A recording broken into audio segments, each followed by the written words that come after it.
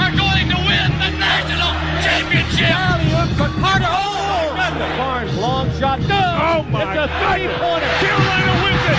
The Tar Heels win it. The following is a presentation of the Tar Heels Sports Network. The regular season is almost complete. Tar Heels have just 3 games remaining before the postseason begins, and as is so often the case, Carolina has a lot to play for. The Heels are trying to win the ACC regular season title, are in consideration for a number 1 seed in the NCAA tournament, and hope to position themselves for a special run in March. But to achieve any of that, Carolina needs to, as Hubert Davis likes to say, tighten the screws, as the Tar Heels have been winning, but been less than consistent as of late. The Heels will need consistency this afternoon against a talented and motivated rival in NC State. The Tar Heel Sports Network's coverage of the 246th meeting between State and Carolina starts right now. 15 on the shot clock. Tries to lob to Trimble. He climbs the ladder and throws it down. Cadeau puts his defender in the spin cycle and lays it up and over his head for 2. Ingram between the circles to R.J. Davis for 3. Knock it home from the right wing. If you need a bucket, who else?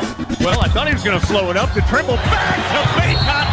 Slow that up, baby. Two-handed dunk. Crossover, step back. That's an impossible shot. How'd he do it? Oh, drives it. Bounce past the Withers. Way up in the air for the flush. One-handed push pass to Baycott. He's going to try a corner. 3. There we go. Davis, long pass to Trimble in the corner. He'll try a triple. Why not? Everybody's knocking him home. Back to Davis. His 3 at the horn. Count it! Davis swishes it home at the buzzer. The Tar Heels Sports Network is on the air with Carolina basketball. This is Dave Nathan. Carolina and State meet for the second time this year as the Heels go for the season sweep. Jones Angel will have the call of this afternoon's contest. Yeah, Dave, and in that first game, Carolina held State to 27% from the field, 2 of 20 from 3, and the Pac's talented guard, DJ Horn, scored just 6 points in that Tar Heel win.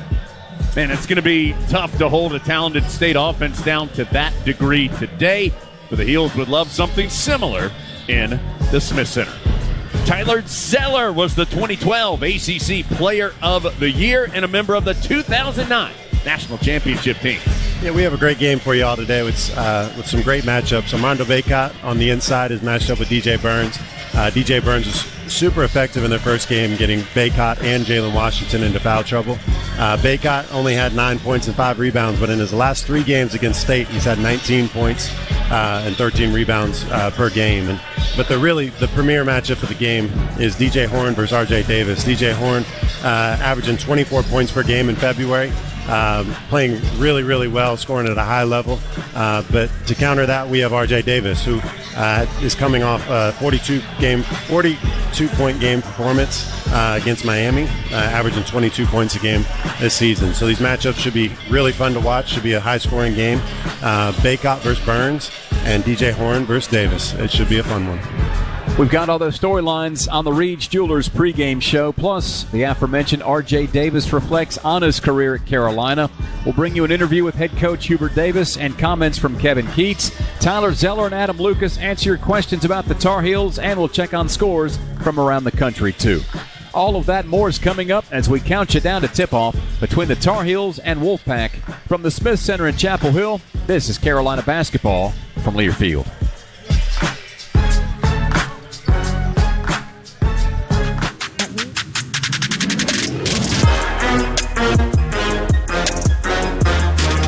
This is Carolina basketball on the Tar Heels Sports Network, and you're listening to the Reed's Jewelers pregame show. Carolina basketball is brought to you by Hunt Brothers Pizza, the official pizza of Carolina Athletics. This is the Reed's Jewelers pregame show. Carolina's 4-point win on Monday over Miami has the Heels at 22-6 overall and 14-3 in the ACC. As we flip the calendar to March, Carolina has all of its goals in front of it. And while this has always been a team-first program, it's been impossible to ignore the individual accomplishments of R.J. Davis this year. And his Smith Center record, 42 points against the Hurricanes. Jones, just the latest example as to why the senior guard is the front runner for the ACC Player of the Year award.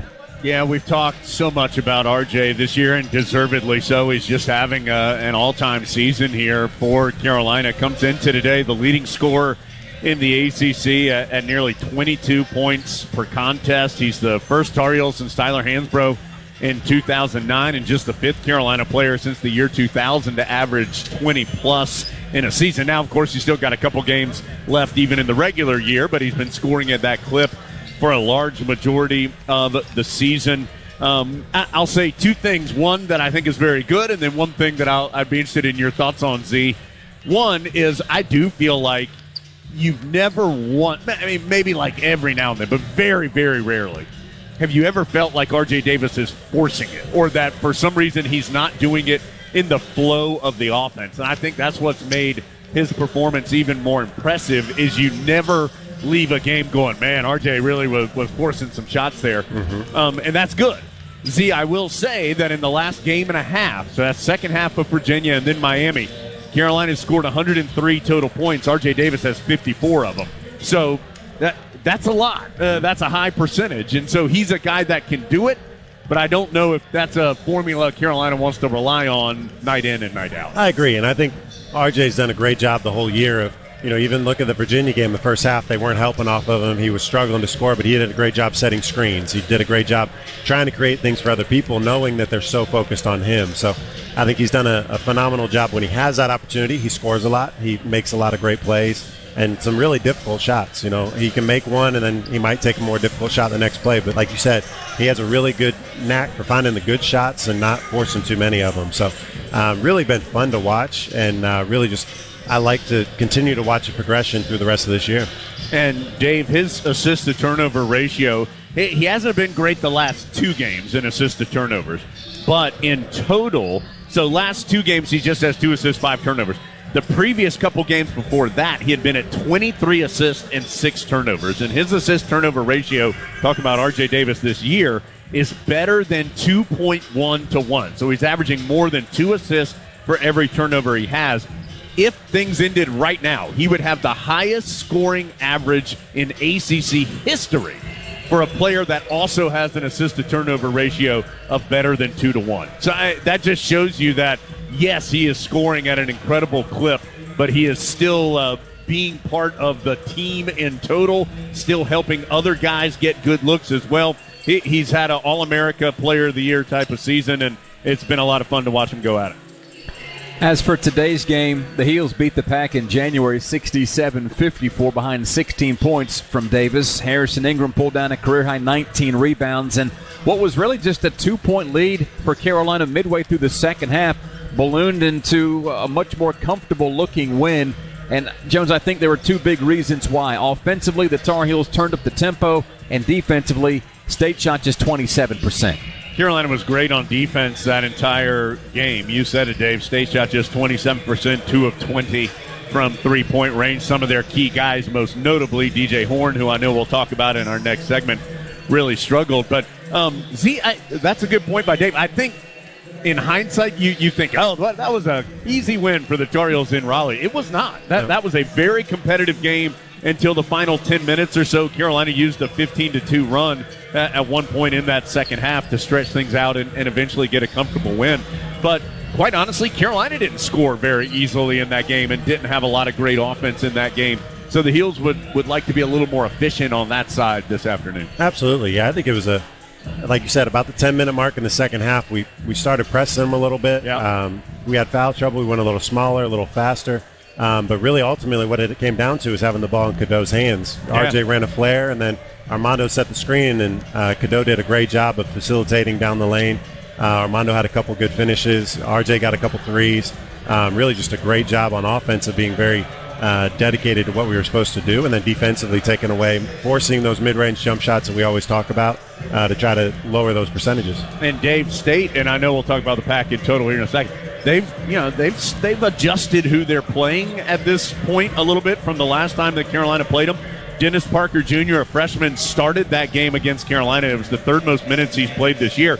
He is still playing, but not as much. And Jaden Taylor, the Butler transfer, has started coming off the bench. Instead, you're seeing Michael O'Connell, who's a really good ball handler, smart with the ball, getting more time. And also Mohamed Diarra is starting with Burns. So they've got a little more size in the post to try to beef up things down low, to rebound a little bit better, which has been a challenge for them this year. And Taylor's really done well coming off the bench. He scored really well in coming off that reserve role. So same guys are playing for State, but they've maybe massaged those minutes a little bit from when Carolina saw them the first time. Quick closing thought on the Heels, guys, with just 3 more games to go before the ACC tournament. Hubert Davis's team has not only assured itself of a double bye, but will either be the 1 or the 2 seed. So for fans making plans for Washington, D.C., certainly the 1 and the 2 are on opposite sides of the bracket, but the Tar Heels can be no worse than the 2 seed.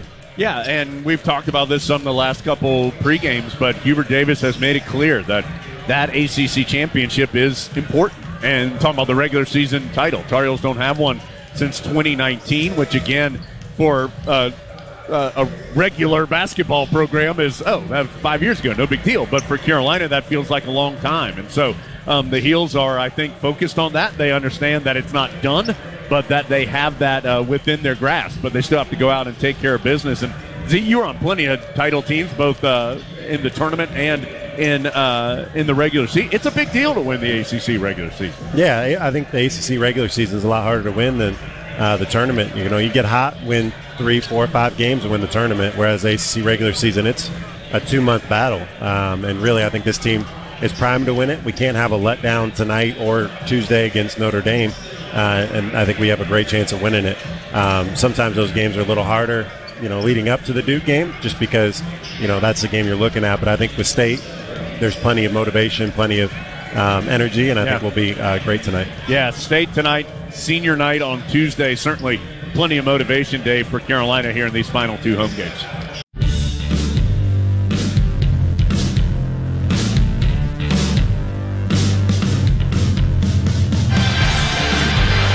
Tar Heel fans, Food Line is proud to sponsor the Score to Give More program. For each free throw the Tar Heels make in today's game, Food Line Feeds will donate 100 meals to feed our neighbors in need right here in the Triangle.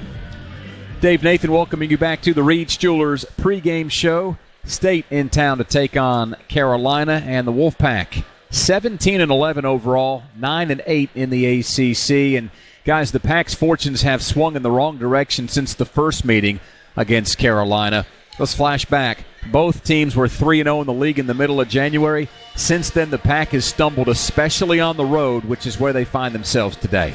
Yeah, just 4-5 in road games in total this season. But, the one thing, though, Dave, State is not getting blown out in these games. These are competitive games. They lost by 7 at Florida State, lost at home by 4 to Syracuse, by 4 at Wake Forest, by 3 against Pittsburgh, by 12 at Syracuse, by 6 against Virginia Tech.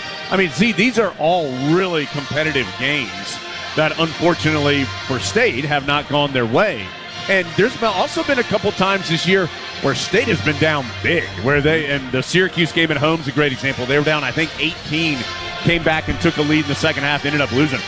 They were down double digits at Clemson and came in there and somehow stole a victory away from the Tigers. That was a couple weeks ago. They won 78-77 down in Littlejohn. And so, I don't think State feels like 17-11 and 9-8 is where it wants to be right now. But this has been a competitive team, a team that has continued to fight, and a team that has been right there in almost every single game they play. Absolutely, and I think one of the biggest things with them, their defense is not caught up to their offense. Their offense is a high-level offense. DJ Burns inside, but around that you got DJ Horn, Taylor, Morcell. All those guys are scoring the ball at a high level. Taylor just had 24 points this week against Florida State in a loss, but playing really, really well. They can shoot the ball. They can score the ball in a hurry. So, like you said, a big lead is not something they can't overcome.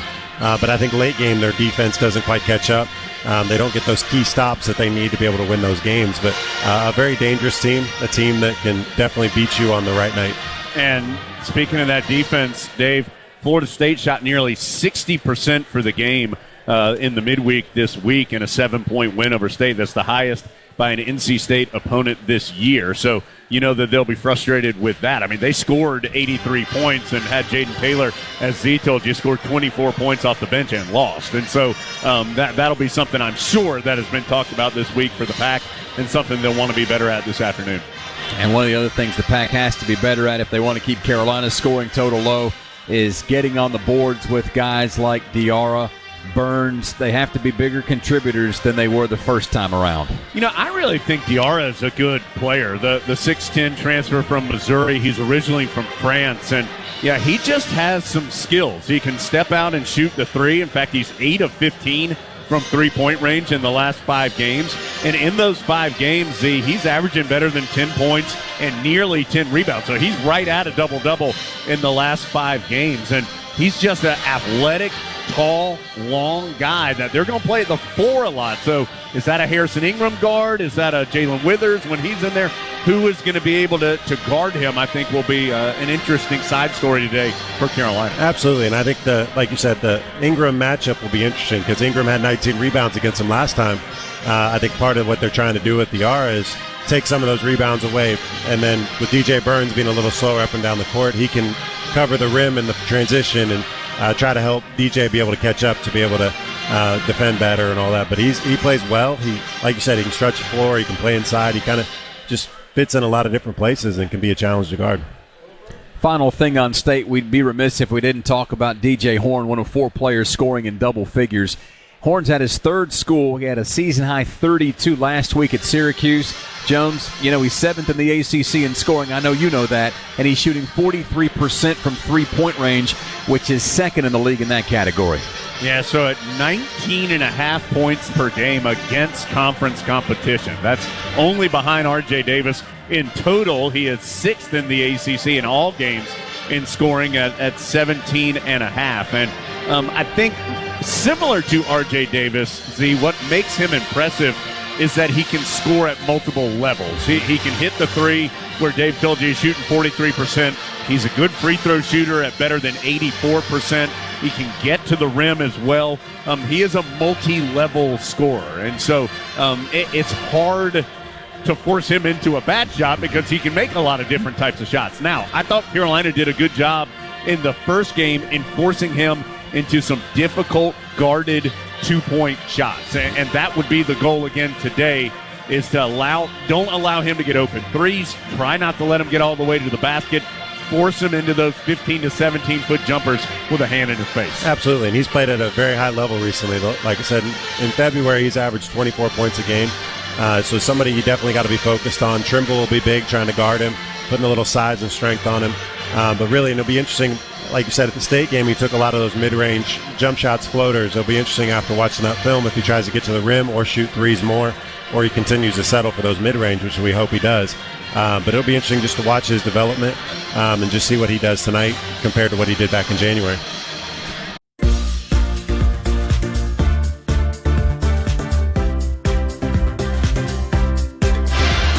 Today's pregame show is brought to you by Reed's Jewelers. The official Reed's Jewelers tip-off time is 4:05. Reed's Jewelers, your home for fine Swiss timepieces, beautiful diamonds, and the world's most luxurious jewelry brands. That's Reed's Jewelers, trusted with life's moments. Visit your local Reed's Jewelers or Reeds.com. Let's dive into your Carolina questions. And where there are questions, Tyler Zeller and Adam Lucas, they've got answers. Z, our first one comes from Laura Moyer, who says, who would you compare DJ Burns to that you played against, and then what's the best way to defend somebody like that? So when I was playing in Miami, they had a guy named Reggie Johnson who was about 300 pounds, very big, couldn't move him. But really our strategy against him was just to run him, try to get up and down the floor fast, which fit us well. He only played in about 2 or 3 minute stints, so thankfully I didn't have to battle him too long, but just try to force them to play fast, force them to get up and down, because once they get set on that block, they're very, very hard to guard. Second question, Adam from Alex Houston today. believe it or not, the 50th anniversary of the 8 points in 17 seconds game. What's being done to commemorate such a significant moment? I think you'll see an in-game little video presentation on the video board just reminding folks that today is the anniversary. Bobby Jones is here at the Smith Center. We don't get to see him very often. He was saying the last time he was at a Carolina home game was actually the game in Carmichael, the Cole Anthony year. So it's been a while. We don't get to see him, even though he's in Charlotte. It was great to get to talk to him some yesterday. He's actually going to be on the Carolina Insider podcast next Friday, and well worth a listen. Dave Hanners is here today, I think, also from that team. And I think Mickey Bell might be here, but I haven't seen him in person yet. So those are the two we know for sure that are going to be here from that team, but definitely one of the signature games in Carolina basketball history. And, of course, so sad that we lost Walter Davis earlier this year because his shot, one of the all-time Carolina basketball shots, in the top 3 or 4 most memorable shots in the history of the program. All right, good stuff from Adam Lucas as we shift gears to the Continental Tire Coach's Corner. Jones is standing by with Coach Davis for part 1. It's the smart choice in tires, and for a dealer near you, just go to ContinentalTire.com. The final weekend home game of the regular season. It is this afternoon, Carolina hosting NC State in the Smith Center, and I'm inside the Continental Tire Coach's Corner alongside the head coach of the Tar Heels, Hubert Davis. Coach, want to talk about State, want to talk about the last time you played State, but let's first start with Monday night against Miami. We've talked a lot this week about R.J. Davis and his terrific performance. I'm interested in your thoughts on the defensive side of things from your team. Kind of a weird game. Miami was only 10 of 31 from 2, but made 14 threes. What were your defensive takeaways from that one? Yeah, I thought we did a really good job, defending, the paint and also inside the arc. And, they were, hit 14 threes, and that's without probably 2 of their best three-point shooters in Pack and Poplar. And so, there's a reason why they went to the Final Four. They've got tremendous talent, and, just our sense of urgency in terms of contesting threes wasn't where it needed to be. For them, especially with 2 of their starters out, they needed to hit threes in order to have a chance, and that's something that, for most part, we didn't do a very good job defending, but we're able to do enough defensively to get stops, especially down the stretch, and it also helps to have RJ go off for 42. I was about to say, you've seen plenty of terrific performances. What were your thoughts as you were watching that unfold? Yeah,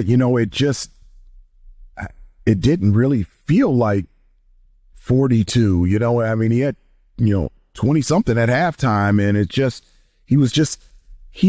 the way he plays, and I think you don't notice it because it's not forced. It's like within the offense, in the rhythm of play, so it's not, anything where it's out of character in terms of, and so many shot attempts. He's just a gifted scorer, an efficient scorer, but it was nice down the stretch, those, at the top of the key, ball screen action, one-on-one situations, and him be able to create space and knock down threes. Smith Center was going crazy, and for the second time this year, they started chanting his name.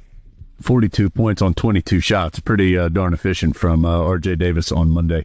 Coach, let's go back to the first time you met with State. That was in early January. It was a slower pace, lower scoring game, but you guys pulled away in the final 10 minutes or so of that one. What are some of your takeaways from that game which may be able to be relevant today? Well, I thought we were really good defensively. I thought we did a good job, defending Horn. DJ Horn is one of the most gifted scorers in our conference, and I thought we did a really good job contesting his shots, running them off the three-point line and making them settle for contested twos. DJ Byrne, I thought we did a good job defensively against him. I think he only had 11 points. But I really feel like the second half, that's when we started taking care of the basketball. NC State, they do a terrific job of, with their defensive pressure, trying to get steals and deflections, speed you up. Second half, we took care of the basketball. We were able to get out in transition. And, I felt like from an offensive standpoint, we played really well, especially in the second half. Coach, when we were talking a little bit earlier, you mentioned DJ Horn, and he's somebody who has raised his scoring averages 4 or 5 points in the last 10 or 11 games since you guys played him. That's hard to do. What has he been doing well, and what kind of things would you like to do against him today? Well, he's in a great rhythm offensively. He has the ability very similar to RJ where he can score off the bounce and off the catch. And so they run him off a number of screens. He can score at all three levels, whether it's at the rim, mid-range, from three.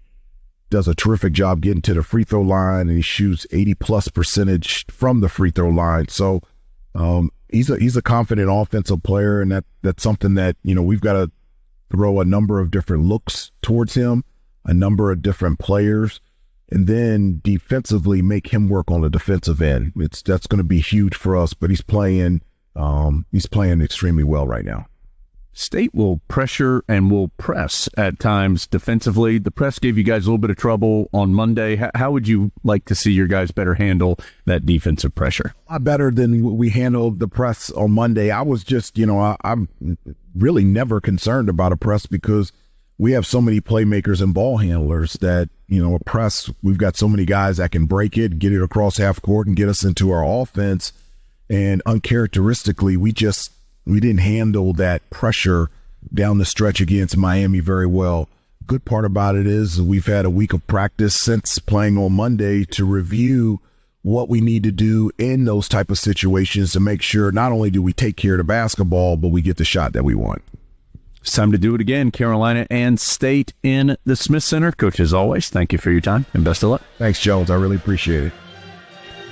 That is the Continental Tire Coach's Corner. We've got our keys to the game coming up after we pause 10 seconds for a station ID on the Tar Heel Sports Network.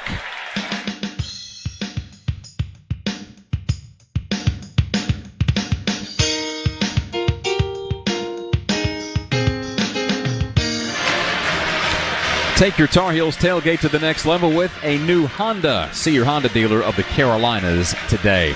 Jones, my key for today's game, it's picking up the pace. Carolina had a ton of success in Raleigh when they outscored State on the break 18-9. Let's see if they can replicate those numbers this afternoon. Protect the ball. State's going to pressure. They're going to press some as well. And lately, Carolina hadn't been turning over a ton, but teams have been turning those into points. Carolina needs to protect the ball today, get into its half-court offense. Yeah, the key for me is to be able to control the paint. They're starting to go big with DJ Burns, Diarra. They're going to try to get those rebounds, block shots, really trying to control the rebounds and control the boards. Those are our keys to the game as State and Carolina match up for the second time this year. And Carolina will try to aim for win number 15 in ACC play. We'll have the tip-off for you after our final break. This has been the Reed's Jewelers pregame show from Learfield.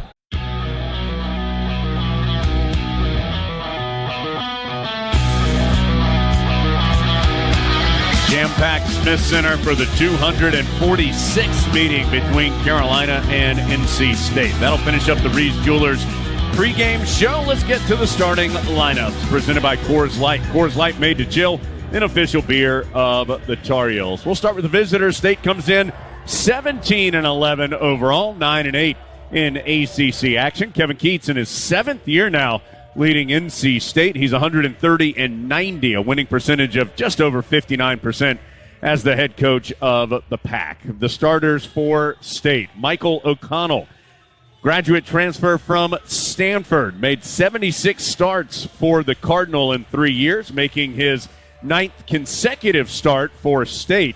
He averages 4.5 points and a team-high 3.1 assists. He leads the ACC in assist-to-turnover ratio at better than 3 assists for every turnover this season. Joining him in the backcourt, DJ Horn. He has the second most points in conference action this year. So versus ACC competition, Horn is averaging 19.5 points per game. In total this season, he's the 6th leading scorer in the league at 17.5 points per contest.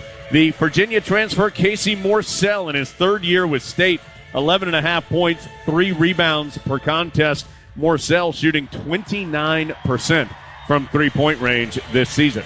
Mohamed Diarra, the 6'10 junior, transfer from Missouri, originally from France. He's led the team in rebounding in 4 of the last 5 games. He is State's leading rebounder in total at 6.5 per contest. And then big old DJ Burns, the Winthrop transfer, 6'9", listed at 275. The graduate transfer is averaging 12 points and 4 rebounds per game. 9 of the 13 scholarship players for State are transfers, including all 5 of their starters. Now for the Tar Heels, 22-6 overall, 14-3, and in first place in the ACC. They come into this afternoon ranked 9th in the AP poll, 8th in the coaches poll. Hubert Davis just coached his 100th game as the head man of his alma mater. 71 wins and 29 losses in those 100 games so far for Coach Davis. No changes for the Heels. Elliot Cadeau, 6'1 freshman from West Orange, New Jersey. 7.5 points and better than 4 assists per contest. Cadeau has more assists than turnovers in 13 of the last 15 games. R.J. Davis coming off the Smith Center record 42 points, and he did it when relative efficiently as well. 14 of 22 from the floor, 7 of 11 from 3, 7 of 9 from the free throw line. Davis is the ACC's leading scorer at 21.7 points per game. Cormac Ryan had come into that Miami game 16 of his last 32 from 3, but he went just 1 of 9 from behind the arc against the Hurricanes, averaging 11 points, 3 rebounds per game. Harrison Ingram had a Carolina record 19 rebounds against State in Raleigh. It's a record against the pack for a Tar Heel player. He had 9 points and 19 rebounds in that game. This season, the Stanford transfer averaging 12 points and 9 rebounds per contest. And then Armando Bacot, 14 double-doubles on the year, including 6 of his last 7 games for the graduate student from Richmond. This is Armando's 161st all-time game. He ties Kihei Clark of Virginia for the most games ever played by an ACC player. Let's get to the Duncan uniform report. Let's get back to buzzer beaters, blocks, bounce passes, and most of all, Duncan. Welcome back, Tar Heel fans. America runs on Duncan. Heels in their throwback unis today. Still, of course, Carolina blue numbers and letters and trim on the white unis. State in the bright red with white numbers, letters, and trim. Some black in the trim as well. Bill Covington, Clarence Armstrong, and Jeffrey Clark, the 3 officials this afternoon. Great energy in the building, and excited to be with you for State Carolina. Diarra slaps the ball into the backcourt, so it will be NC State with the ball first. Jones and Tyler Zeller with you courtside in the Smith Center. DJ Horn, Cadeau gets the assignment on him early, and Horn forces up a tough shot from the right elbow, no good, and bounds out of bounds after it. I don't think that hit anything. It just came up short. Cormac Ryan kind of challenged late as well, as State now with Carolina inbounding. State's going to pick up with full court pressure. A little man-to-man press to start out, trying to force us into pressure. We didn't handle it well on Monday, so hopefully we do today. Once the Heels get it in, State eases up, and Cadeau will bring it front side. Carolina going right to left as we see it here courtside in the Smith Center. Cadeau between the circles, over to R.J. Davis, deep on the right wing, gets it to Bacot on the right baseline, pulls up for the 12-footer and shot at 13 feet. State with the rebound on the air ball by Bacot. O'Connell gets it in the post to DJ Burns. They'll clear out the right side of the floor for Burns. Muscling against Bacot, and his layup is good as he finished on the left side, starting on the right. Carolina played a man-to-man, and Burns able to hook it home. Yeah, Burns one-on-one in the post there, doing a great job getting his left hand, getting all the way across the lane there. Carolina doubled Burns some in Raleigh, played a man-to-man some. They went one-on-one that time, and Burns able to score. Ingram to Cadeau on the right wing. 2-0 State. Carolina missed a jump shot on its first possession and nearly turns it over on its second. It's kind of a lazy pass by Cadeau, trying to get it to Ingram on the right side of the lane. It was tipped out of bounds. So with 8 on the shot clock, Carolina will be inbounding down 2-0. Yeah, Ingram had O'Connell trying to get a good matchup there. Inbounds goes to R.J. Davis. He'll give it right back to the inbounder, Cadeau. Over to Davis. Quick catch and shoot 3 is a little short from the right sideline. Diarra with the rebound. So Carolina's taken 2 shots, and State's gotten the rebound on both of them as Morcell comes up short on a corner transition 3. Carolina the other way, still down 2-0. R.J. Davis in the corner left to Ryan. Back to Davis. He's got the larger Diarra on him, but Carolina doesn't take advantage. Instead, they work it around the perimeter and now get it in the post to Ingram. Ingram with the smaller O'Connell on him, trying to back in right of the lane. State thinking about the double team. Instead, Ingram spins baseline, draws the foul, and will go to the line for 2 shots. So Z, we've seen it. That's happened a couple of times where Ingram's had O'Connell on him. Carolina couldn't get him the ball earlier. That time they do, and now Ingram will have 2 free throws. Yeah, State's switching a lot of pick and rolls right now. They're doing a great job on RJ on those pin downs. They're switching out with the guy outside the screen, trying to take him away. But what's happening is Ingram is getting good matchups. O'Connell guarding Ingram in the post is not really matchup State wants, so obviously we're going at it. O'Connell there really didn't have much of a chance of guarding him on that play. Ingram knocks in the first free throw for Carolina's first point. So 2-1 State. And Ingram makes them both. Good to see him knock them both in. He's a 57% shooter on the season. So 2-2. Ingram's 2 free throws knocks things up. Burns, who has the only bucket for State, has it between the circles. Now to Horn on the right side. Cormac Ryan, the assignment this time against the talented perimeter scorer for State. Pack works it around the perimeter. It's now Morcell. He pushes Cadeau away. Cadeau was out of position, so Morcell attacked the rim and laid it in. Yeah, Once Cadeau fell off of him, as Carolina quickly the other way, Ingram for the corner 3. Great push by RJ. RJ getting the ball up the court as fast as he could, made a good move. Ingram's man came to help and able to hit him for a 3. Tar Heels moving so quickly, didn't even give us a chance to tell you what happened on the other end, as it's now 5-4. Carolina with the lead, State with the basketball. Morcell on the perimeter, spins to the left elbow. His swooping hook shot. Boy, what a tough shot by Morcell as he gets it to go 6-5. He has 4 of State's 6 points. Really hard shot by Morcell there. That shot we want him to shoot every time. RJ Davis on the left wing for Carolina. Pocket pass to Baycott, goes to the rim, and he's hacked there. Couldn't finish, but he draws the foul on Diarra.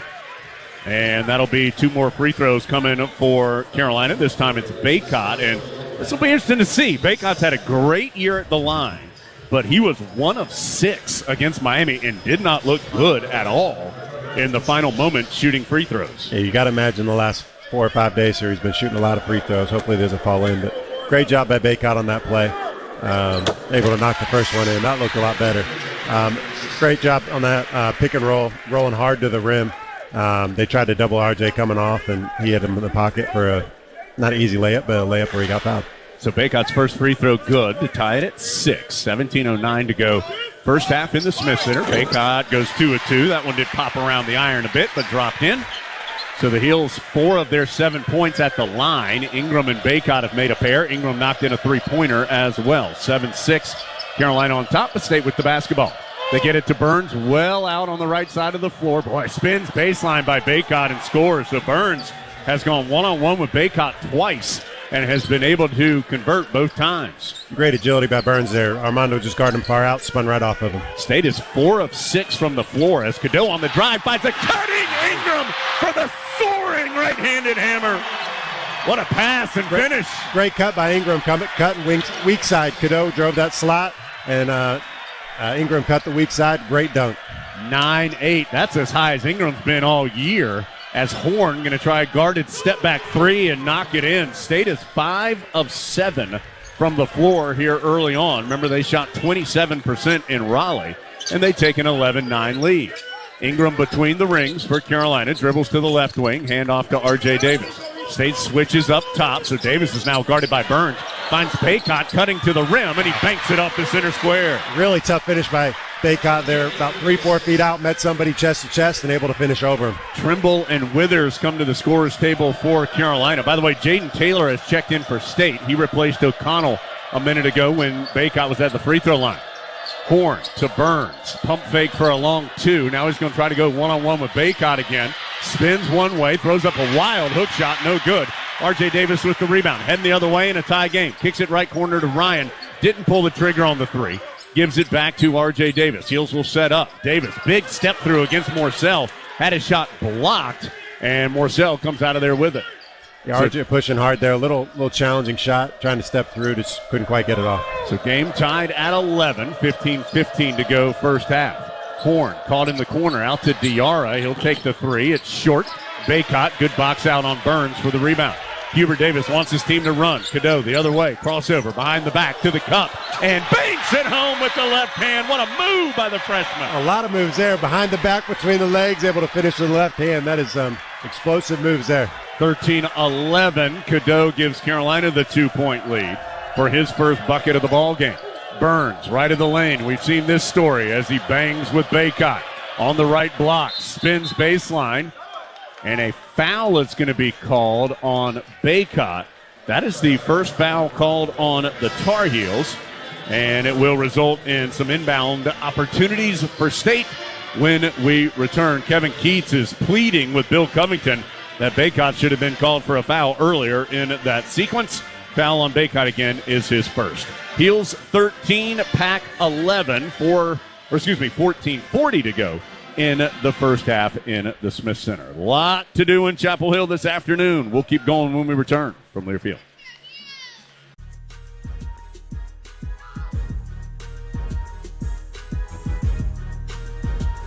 Already 7 lead changes in the ball game. Carolina leads currently 13-11 with 14:40 to go first half. While the Heels and the Wolfpack are competitors on the court this week, there's ongoing collaboration between the two to innovate and educate from the court to the lab about advances in peanut allergy. To learn more peanut production in North Carolina and the latest allergy research, visit aboutpeanuts.com to learn more. That's aboutpeanuts.com. Also brought to you in part by Fairfield by Marriott, part of the Marriott Bonvoy portfolio of hotels, and a proud partner of Carolina Athletics. Heels are going to go to the bench for the first time as Trimble and Jalen Washington and Jalen Withers are all going to come in. R.J. Davis and Ingram will stay on the floor. Worth noting, Zayden High not available today for Carolina. High, the freshman, is sick and is not even in the building. He is resting in his room on campus. So High, the freshman from San Antonio, who's played in 19 games this year, will not be available this afternoon for Carolina. So Heels again, the 5 on the floor. Davis, Trimble, Withers, Ingram, and Washington. Ben Middlebrooks has checked in for the first time for State. The Clemson transfer replaced DJ Burns. Also, the freshman Dennis Parker Jr. is in the contest for the first time for NC State. Horn around a high screen, dribbles to the right elbow, kicks it out to Morcell. He penetrates to the left elbow. Cut off there by R.J. Davis. Morcell going to have to pull up for the long 2. No good. Rebound ripped down by Washington. Shot clock was getting late for State there, forcing Morcell into the shot. Washington wipes out as he comes front side, gets up off the floor, and gets the pass from R.J. Davis. 13-11, Carolina's Ingram has it now. Floats a pass into the paint to Withers left of the lane, trying to back in against Morcell. And he's going to be called for an offensive foul as Morcell, on the second collision, the first one, Morcell kind of shoved Withers away. And on the second one, Morcell took a dive back and earns the foul on Withers. Yeah, Withers definitely hit him. Felt like he was falling halfway down before he hit him, though. So one of those tough situations, but probably good call. Second foul on Carolina. Withers and Baycott each with 1. O'Connell and Diarra have a foul for NC State. So it's still 13-11 Carolina, and the Wolfpack has the basketball. Middlebrooks, middle of the floor, dribbles to the right wing, tried to hand off, had it knocked away. Horn picks it up, immediately shoots, and can't score. Middlebrooks over the back of Trimble, did not make contact with him, and was able to get the rebound. Hands off to Horn on the right side, drives baseline. Stopped there by Trimble, will have to reset out to O'Connell. O'Connell, the Stanford transfer, weaving through traffic right of the lane.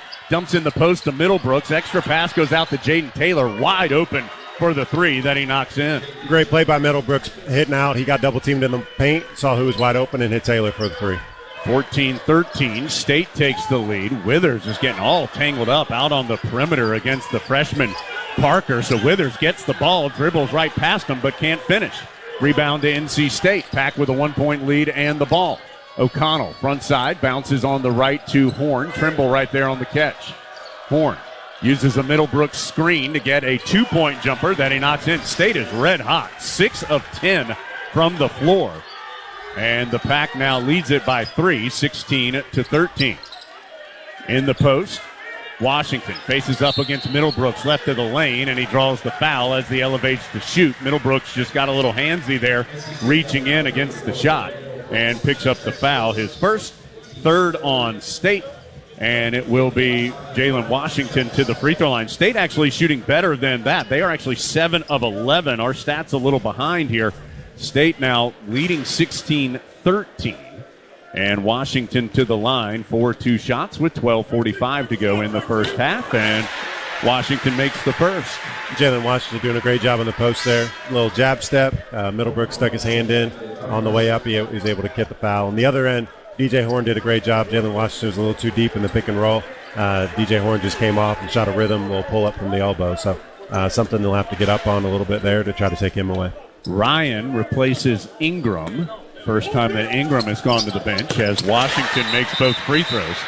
Cadeau's going to check back in. He'll give R.J. Davis his first breather. So Carolina now 6 of 6 at the free throw line with Bacot, Washington, and Ingram all hitting a pair. A little different lineup here, a little smaller than we're used to. No R.J., no Armando. O'Connell around a high screen and turns it over. Trimble comes up with the loose ball, attacking the rim. He'll lay it in from the right. Trimble so good in transition, just one-on-one downhill to get a layup. State quickly the other way with the Tar Heels now back on top, 17-16. Pack working around the perimeter. Horn has it. Uses the screen from Middlebrooks, pulls up for another long two. This one's off the mark. Withers with the rebound to Trimble. Nearly had it taken away, but Trimble able to go behind the back and keep possession. Hands off to Cadeau, and Carolina will set up in the half court. Withers between the circles. Dribbles to the left. Hands off to Cadeau. Heavy traffic outside the arc. Cadeau can't get by O'Connell. Shot clock down to 11. Out to Trimble. Trimble weaves through traffic. Pulled up, lost the ball, and ends up to Jalen Washington. Still 5 on the shot clock as Trimble has it now. He'll have to pull up for a long three. It's an air ball, and the shot clock violation gives it to State. The Tar Heels just never quite got going on that possession. It was a lot of Trimble, Cadeau, and Withers outside the arc, but nobody ever really got a good look. Heels 17, Pack 16. 11:44 to go in the first half. That turnover on the shot clock violation, the second for Carolina so far in the ball game. Heels up 1, but State will have the ball when we return from Learfield.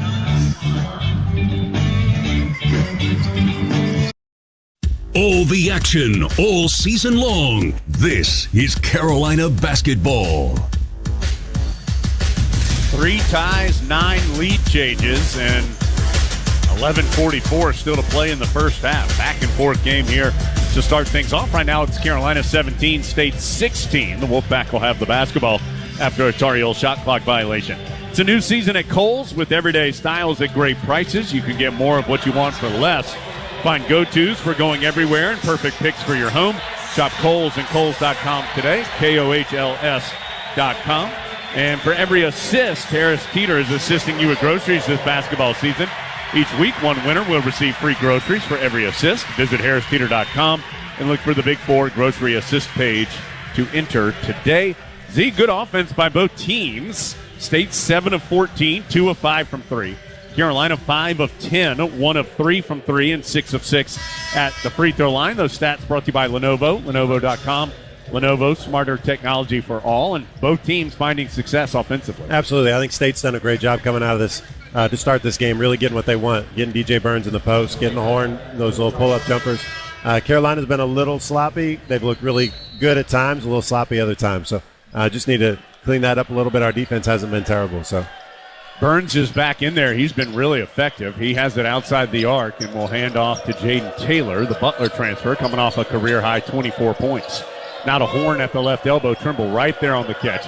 Burns has it in the post, and what a pass to a cutting Dennis Parker. Carolina was coming over to double, and Burns found Parker for the layup to give State the lead, 18-17.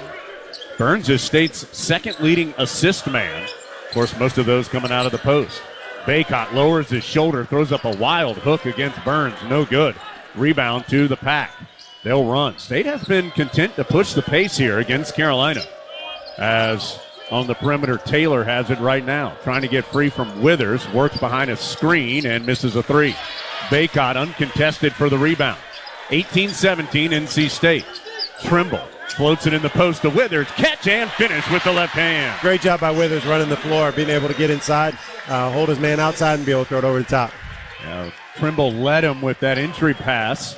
Withers caught it kind of in the middle of the paint and then finished from the left side with his left hand all in one motion. Burns on the perimeter will hand off to DJ Horn and set a screen at the same time. Horn gives it to Burns off the mark on the 12-footer. This is Cormac Ryan ripping down the board. He'll bring it front side on his own dribble. Carolina up 1 with the ball. Cadeau floats it to Bacot outside the arc, top of the key. He's going to try and drive on Burns. Gets right by him, misses the layup, but Burns called for the foul. That was one of those where once the shot didn't go, Bill Covington blew the whistle. And it's the first foul on Burns. 4th on State, and will prompt more free throws for Carolina. So State's been called for 4 fouls, and all 4 of them have been shooting fouls. This will already be the 7th and 8th free throws for Carolina, and haven't played quite 10 minutes in the Smith Center. Yeah, Armando doing a great job. Caught the ball at the top of the key, just getting downhill on Burns. Trying to make Burns move his feet, who is not a great guy to move his feet. Post-ups one-on-one for Armando, a little tough trying to back down Burns. Kevin Keats is having an ongoing conversation with Bill Covington. He's as chatty today as we've seen any opposing coach. Not in any kind of aggressive or disrespectful way, but just a lot of talking with the refs. Bacot made that first free throw to make it 20-18. R.J. Davis is back in. Heels have their starting 5. Cadeau, Davis, Ryan, Ingram, and Bacot. Heels have just one man to rebound. That can't be right. But luckily, Bacot makes the free throw. Think with all the subs, Carolina got out of sorts. And they only had Ingram on the low block to rebound, but Bacot made them both. They just knew Bacot was going to make it. That's it. 21-18. Heels on top, but State has the basketball. Horn, jab step, pulls up for a long 2, knocked it in. Boy, he is so talented as an offensive player. That's something that I think Carolina's going to adjust. They're going to get their big up a little higher. DJ Horn just really knocking down those mid-range jump shots right now. 21-20, State back within a point as R.J. Davis, still scoreless, has it on the perimeter for Carolina. Over to Cadeau. He's going to try a 3, knocked it in from the left wing. The freshman drops it home. Good to see Cadeau make a 3. He shot him. I think he's been practicing a lot of them, and really just a great shot. Just the 8th make for Cadeau this year from 3 as Horn out to O'Connell. He'll pump fake for 3. Pull up at the free throw line. No good. He'll get a stop as Bacot gets the board. To Cadeau. Cadeau whips it ahead to Ingram for the layup. Timeout State. Cadeau with some good old-fashioned Carolina basketball. And Ingram just ran really, really hard there. That was a great run out for him. Ingram has been effective here early. He has 9 as the Heels lead by 6. The timeout by State stops the clock with 9:16 to go. Z, you played with Kendall Marshall in the 2011 and 12 season. I'm not saying, Kendall might be the best passer Carolina's had, certainly in the last several decades. Cadeau's not there yet, but a pass like that makes you go, that seemed a little bit like old number 5 there. Yeah, I was watching the replay, and I was like, man, that was a gutsy pass. But those guys see those passes. They are able to get it through. Cadeau's got a little extra gear that Kendall didn't have, but Kendall's a little bigger. Both of them phenomenal passers and great players. So Cadeau with now 5 points and 2 assists. Ingram with 9 points to lead the Tar Heels scoring. For State, it's Horn with 7. And then Morcell and Burns each have 4. So 9:16 to play in the first half. Heels up 26-20. And to give Ingram credit there, he was actually behind Diarra, and he just ran as hard as he could to be able to pass him, be able to come up with that layup. State the other way. O'Connell will walk it front side for the Wolfpack. To Morcell. He'll bounce it in the post to Burns. Let's see what Carolina decides to do. It's going to be one-on-one this time between Burns and Bacot. Burns backs him in, hooks it, and misses. Great defense by Bacot there, making it difficult on Burns. He'll get it ahead to R.J. Davis. Quickly right corner to Ryan. He'll send it all the way back out to the timeline, and Cadeau to set up the offense. 8:48 to go first half. Heels up as Bacot tried to go backdoor to Cadeau. The pass was just a little too far. Cadeau steps on the baseline trying to save it. The play was there. The pass was just off the mark from Bacot. Yeah, I think about a half second later he would have been open. It was about to be open. DR wasn't going back with him. He just threw it a half second too early and was able to get a finger on it. The turnover is for Carolina the 3rd in the ball game. And it'll give it back to State. Interesting with Carolina doubling Burns. They've only doubled him once, but it'll be interesting if they continue to mix it up or if they try to double him more here. Horn tick-tocking the dribble out near the center jump circle against Ryan. Has a screen. He'll switch it. Bacot guarding him. Horn gives it off, gets it back, and rains in a long 3. That was tough. Bacot's feet were on the three-point line. Horn just hit a great deep 3. Horn already with 10. 24th time he's been in double figures this year. Told you, he is the 2nd leading scorer in the ACC in conference games. As Carolina gets it in the post to Bacot. Heels now up 3. Bacot battling with Burns, misses the turnaround. Baycott just 1 of 4 from the floor here early on. Under 8 to go first half as Horn attacks on the right side and lays it in. Horn, a one-man wrecking crew right now for State. He scored 5 straight, back within 1. Horn's super aggressive. We got to make sure we contain him and make somebody else beat us. R.J. Davis, no points yet for R.J.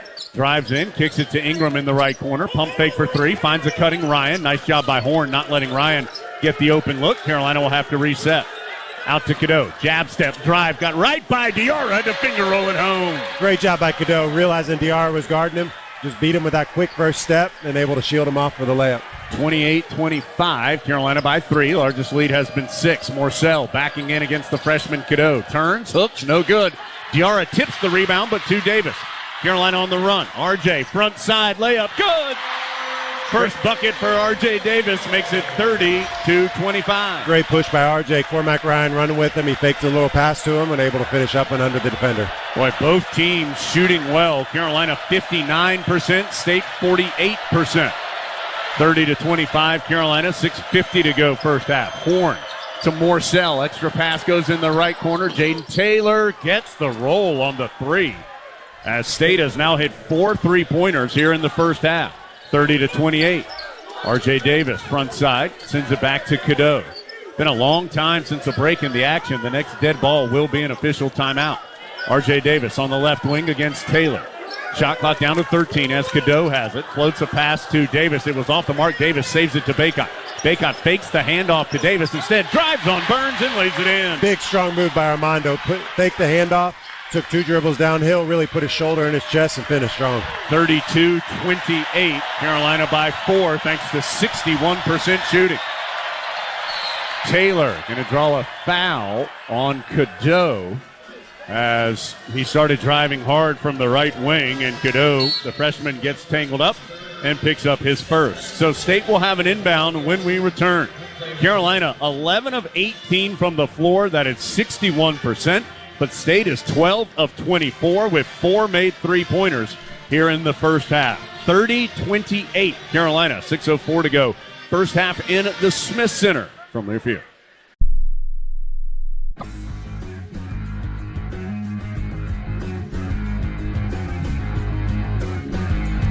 Heels 32, Pack 28. 6:04 to go, first half. Broadcast this afternoon presented in part by Allen Tate Realtors. Whether you're buying, selling, relocating, or seeking financing or insurance, Allen Tate can help. Allen Tate Realtors, the #1 realtor in the Carolinas with more than 70 local offices and a proud partner of Carolina Athletics. The Heels have hit their last 3 shots, 6 of their last 7. Some free throws mixed in there too, and they've needed it because State continues to ring up some quality offensive possessions as well. They really have. DJ Horn is showing why he's been able to score as much as he has. Came off those pick and rolls early. Our big was back. He pulled up, hit the mid-range. We tried to double a couple times the last 2 or 3. Armando got switched off on the one. He hit a 3. Next possession we doubled. He threw it out. 1-2 pass, and they had a wide-open 3 from Taylor. So really, State's doing a great job of adjusting to what we do. We just got to continue to throw different things at him.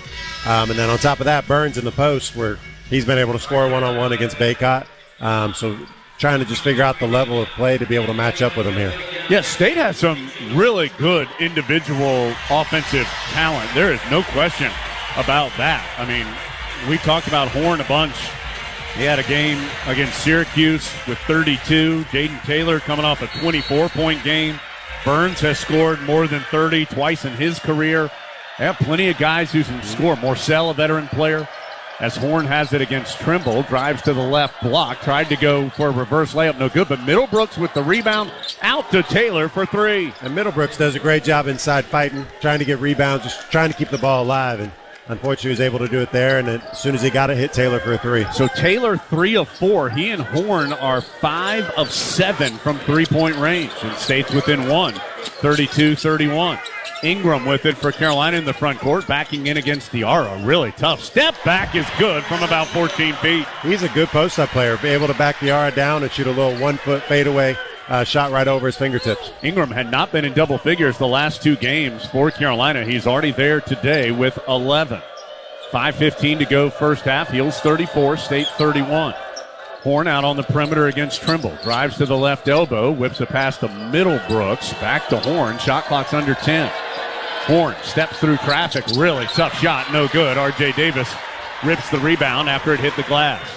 Davis hits another gear, and he's banged hard on the shot. They're going to call that foul on the floor, though, and say Morcell hit Davis before he began the act of shooting. First foul on Morcell, 5th on State. State has 5 different players with 1 foul. O'Connell, Morcell, Diarra, Burns, and Middlebrooks. Armando Bacot will take a breather for Carolina as Jalen Washington returns for the Heels. With DJ Burns out, they're trying to get Jalen Washington in to give Bacot a little breather. Trimble inbounds to Washington. He'll pitch it up the left sideline to R.J. Davis. Carolina up 3. Largest lead has been just 6. Both teams playing high-level offense. Davis has it near the timeline left. Now he's going to attack. His little runner goes off the glass. No, but Ingram with 2 hands. Yes. Ingram must have done something special today. He flew in there for that rebound, came right off front of the rim, 2-hand dunk to finish it off. Ingram with 13 to lead the Tar Heels scoring. Heels up 5, 36-31. Taylor, who has 3 3-pointers for State, drives inside the arc right side. Cut off by R.J. Davis, out to Horn. Horn weaves through traffic. Back to Taylor's got another 3. Taylor has made 4 3-pointers here in the first half. He has State back within 2. Carolina quickly gets it front side to Cormac Ryan. Had a wide open Jalen Washington, but the pass too tall. State the other way. Long pitch ahead to Morcell. He'll wait for everybody to catch up. Kicks it to Diarra. He'll try a 3. Hung on the iron and dropped in. Well, I think we just lost. State did a great job pushing the pace. We lost our matchups. Ingram tried to pick up Middlebrook, and then we didn't do a good job getting out. Diarra wide open for a 3. State is 7 of 11 from 3-point range and has the lead by 1. R.J. Davis down low to Washington, and he's fouled by DJ Horn on the catch. Foul on Horn, his first. It is the 6th on State, so it'll just be an inbound for the Tar Heels when we return. Carolina has made 5 of its last 6 shots, but has seen State take the lead because the Pack is 15 of 29 from the floor, 7 of 11 from 3-point range. They average 7 made 3-pointers a game. They've already made 7 here. Horn 2 of 3, Taylor 4 of 5. Diarra's knocked one in as well. It'll be Carolina basketball when we return. Heels down 1 with 3:37 to go first half from their field.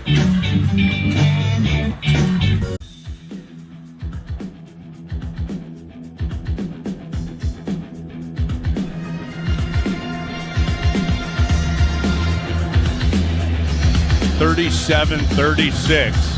Carolina down by 1 to NC State. The Wolfpack shooting 7 of 11 from 3-point range.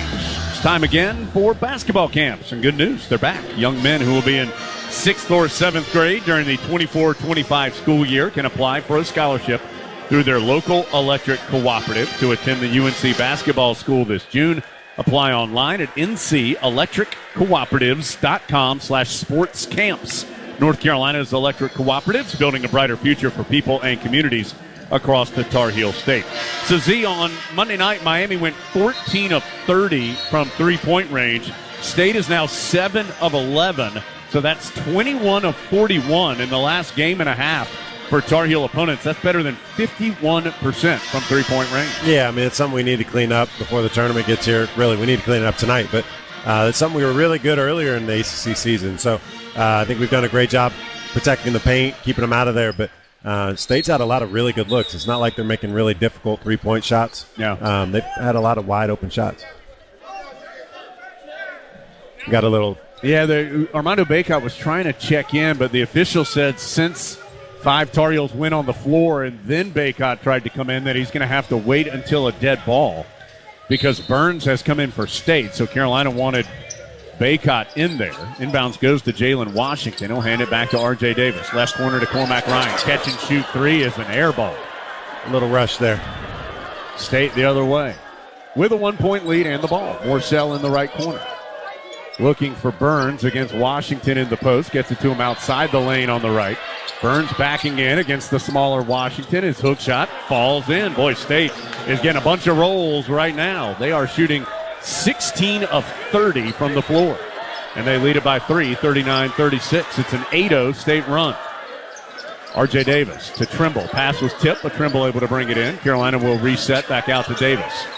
State with the 3-point lead late in the first half. They blitz the double team, ends up to Trimble in the corner right. Boy, soared in the air as he drove baseline, and he's called, or he earns a foul on DJ Burns. Foul on Burns is going to be his second. Trimble had an open look for three in the corner, elected not to take it, drove baseline, and he'll get 2 free throws out of it. Yeah, showed off the athleticism there, took off on Burns. Burns tried to get him in the last moment. He came down and hit his arm. Able to draw the foul there. So Burns becomes the first State player with 2. In fact, the first player on either side with 2. State had 6 players with 1 foul before that one. So Trimble to the line and misses the free throw. That is the first miss for Carolina at the line. Heels are 8 of 9. Baycott will come in for Washington. Also, the Heels bring Cadeau back in for Ryan. Still 39-36 State on the strength of 7 made three-pointers and 16 of 30 overall from the field. Trimble does get 1 of the 2 free throws to go to get Carolina within 2 at 39-37. We need a little push here in the last 2:50 to be able to, down 2, be able to get up a little bit. And he'll need some stops. Yep. State, O'Connell dribbling in the middle of the floor. To Horn, good recovery by Trimble. Back out to O'Connell. He'll switch, so now it's Cadeau guarding Horn, but it's Middlebrooks with the basketball right now on the left elbow. Faces up against Baycott. Recklessly into the paint, kicks it out to Diarra. Now to Horn. Horn, the shot clock is going to sound before Horn is able to force up a 3, which didn't hit anything anyway. Carolina gets the turnover on the shot clock violation, and the Heels will have the ball down 2. They get that stop. Got a good stop there finally. Able to guard for 30 seconds. Really nothing easy. You really see that when Horn doesn't have the ball, really they don't create as much. So we were able to keep the ball out of his hands and slow him down. Paxton Wojcik going to check in for the first time. He replaces Seth Trimble with 2:15 to go as Cadeau comes front side with Carolina trailing by 2, 39-37. Wojcik has it on the left wing, gets it in the post to Baycott. He's outside the lane on the left against Middlebrooks. Battling with him, spins baseline, goes off the window, no good. Baycott has struggled. He is just 2 of 6 from the floor. Yeah, really trying to make something happen there against Middlebrooks, but Middlebrooks, good defense. 39-37 is Horn. Trying to fight through all kinds of traffic. Hesitation, goes up off the window for 2 more. Horn has great patience there coming across the lane. He really came from the left wing all the way across the free throw line. Couple 2-3 slow dribbles, waited for the defense to clear out and shot a little layup. He is 6 of 11 for 14 points as RJ Davis has it on the right wing. RJ just 1 field goal. He has to give it over to Cadeau because he's double teamed on the perimeter. Shot clock down to 10, and Cadeau had it taken away, and then as he tried to go get the loose ball, he touched it last. It was Horn who knocked it free. So State, who has made its last 4 shots, Carolina doesn't have a field goal in almost 3 minutes. State now has its largest advantage of 4 and will have the basketball with 1:18 to go in the first half. And Cadeau really, he was a little loose with the ball there, but I don't know if I've seen him get picked all season, and DJ Horn able to knock it away from that. Horn and Taylor a combined 10 of 16 for 26 points for State. They lead it 41-37, and Horn has it again on the perimeter. Drives left of the lane, jump stop out to O'Connell. He tries to drive against Cadeau. Cadeau got his foot tangled up with Middlebrooks, and O'Connell hit the jumper. State is just unconscious right now offensively, and they lead it by 6. Cadeau the other way to a trailing Ingram. Under a minute to go. Wojcik has it on the right wing to Cadeau. Pump fake for 3. Back out to Wojcik. He'll send it to RJ Davis. Shot clock down to 13. State blitzes the high screen. Davis picks up his dribble. Has to get it to Wojcik. Wojcik going to force up a 3. It is off the back iron. No good. Ingram slaps the rebound, but to Middlebrooks. I think Wojcik thought the shot clock was a little lower there. He still had 8 seconds left on it, but forced a shot. Boy, State has really controlled these last couple minutes on a 12-1 run to lead it by 6. There's about a 3-second difference, shot clock and game clock. Horn dribbling out near the timeline, guarded by Wojcik. State 43 on the strength of 56% shooting. Carolina 37. Horn one-on-one with Wojcik. Shot clock's all the way down to 3. Horn, step back, long 2 is good. He is just unconscious right now, and that will be the final score of the first half. Horn goes 7 of 12 for 16 points. Jaden Taylor, 4 of 5 for 12 points. So those 2 guards, 11 of 16 for 28 points in the first half. Meanwhile, Baycott and R.J. Davis, a combined 3 of 10 for the Tar Heels in the first half. So State, on the strength of those two hot performances by their guards, leads it by 8 at halftime. It is not the largest deficit Carolina's faced this year at the break. That was 9 against Clemson in a loss here in the Smith Center. State 45, Heels 37 at the break from Learfield.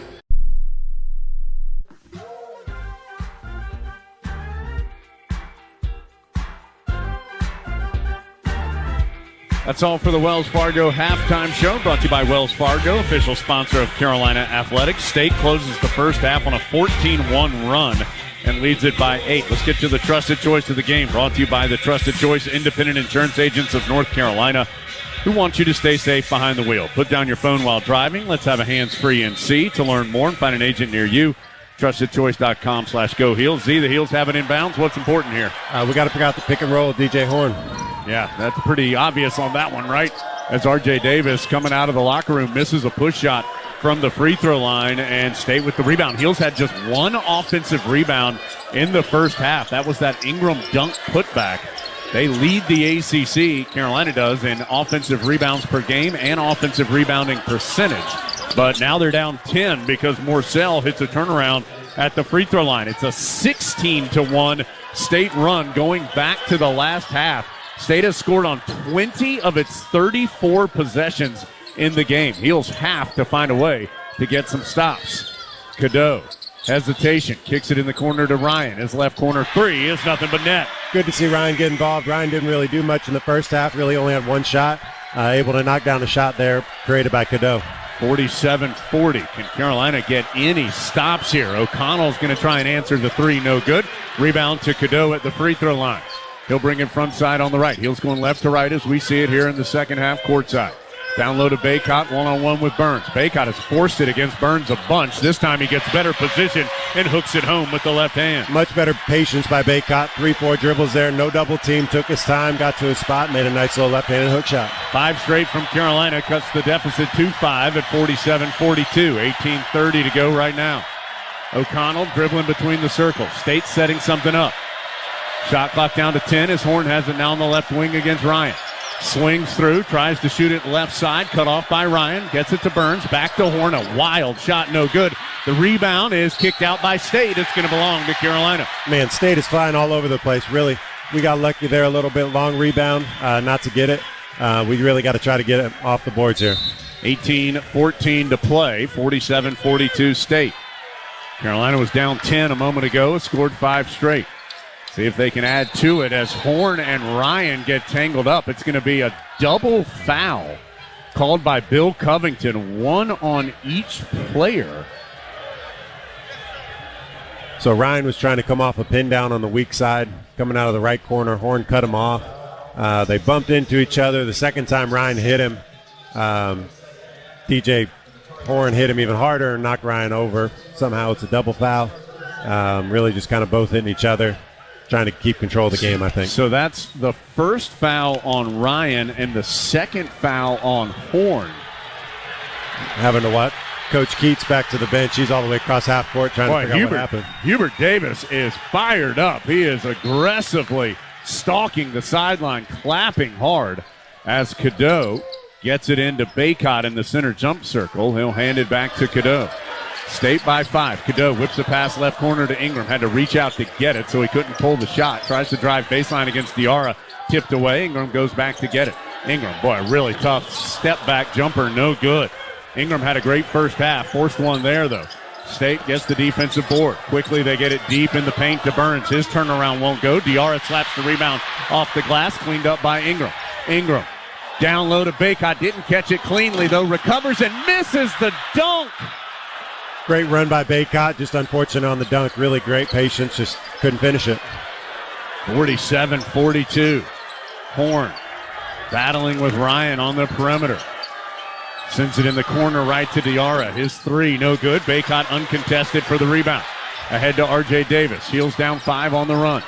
Davis tried to get it in the post, tipped away by Diarra, but back to Davis. He'll reset out to Cadeau. Jab step, drive, bounce pass in traffic to Ingram. His hook shot is good. Great job by Cadeau. A little jab step, fake right hand drive down the middle of the lane to Ingram for a nice little right hand touch shot. Heels on a 7-0 run, back within 3. O'Connell to Burns outside the arc. Thought about the 3, didn't take it. Gives it back to O'Connell. Back to Burns at the free throw line. Jab step against Baycott. Long on the jumper. Rebound Karams to Cadeau. Carolina playing great defense. Really tough shots for State to start the half here. Hubert Davis urging his team to run. They'll find a trailing Ingram. His 3 is short. Rebound to Cadeau, and he is fouled by Morcell. They got really tangled up. Now they go face to face. Now both teams getting in there. Diarra is pushing guys away. It's going to be a foul on Morcell. His second. And Carolina should just be inbounding. Yeah, Ingram or Cadeau really just got tangled up there. I think they're going to go to the monitor. Probably the right call. They're sending each team to their bench area. I tell you what, everybody got involved. The refs actually did a great job of breaking it up. I don't know that much happened other than a lot of chaos. Morcell really got tangled up with Cadeau there, got his arm in, couldn't get it out. Cadeau didn't like it. Diarra came in trying to break it up, but kind of caused more chaos. Yeah, I tell you, the one guy who might need to be concerned here is Diarra. He came in, and they're going to go ahead and take the 16-minute media timeout. Diarra came in and started kind of cleaning house there. He pushed about 3-4 people out of the way on his way to try to calm it down. I think he caused more chaos. So they're going to go to the replay, brought to you by the Honda dealers of the Carolinas. Take your Tar Heel tailgate to the next level with the new Honda. See your Honda dealer of the Carolinas today, and we'll go to break. 47-44 State, 16:36 to go, second half from Learfield.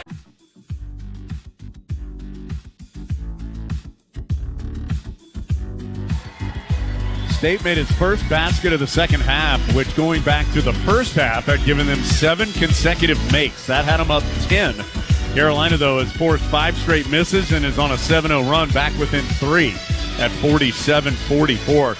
The officials have not added anything to the play, so no flagrants, nothing extra. It will just be Carolina basketball with 16:36 to go. 20 on the shot clock for the Heels, and they're down 3.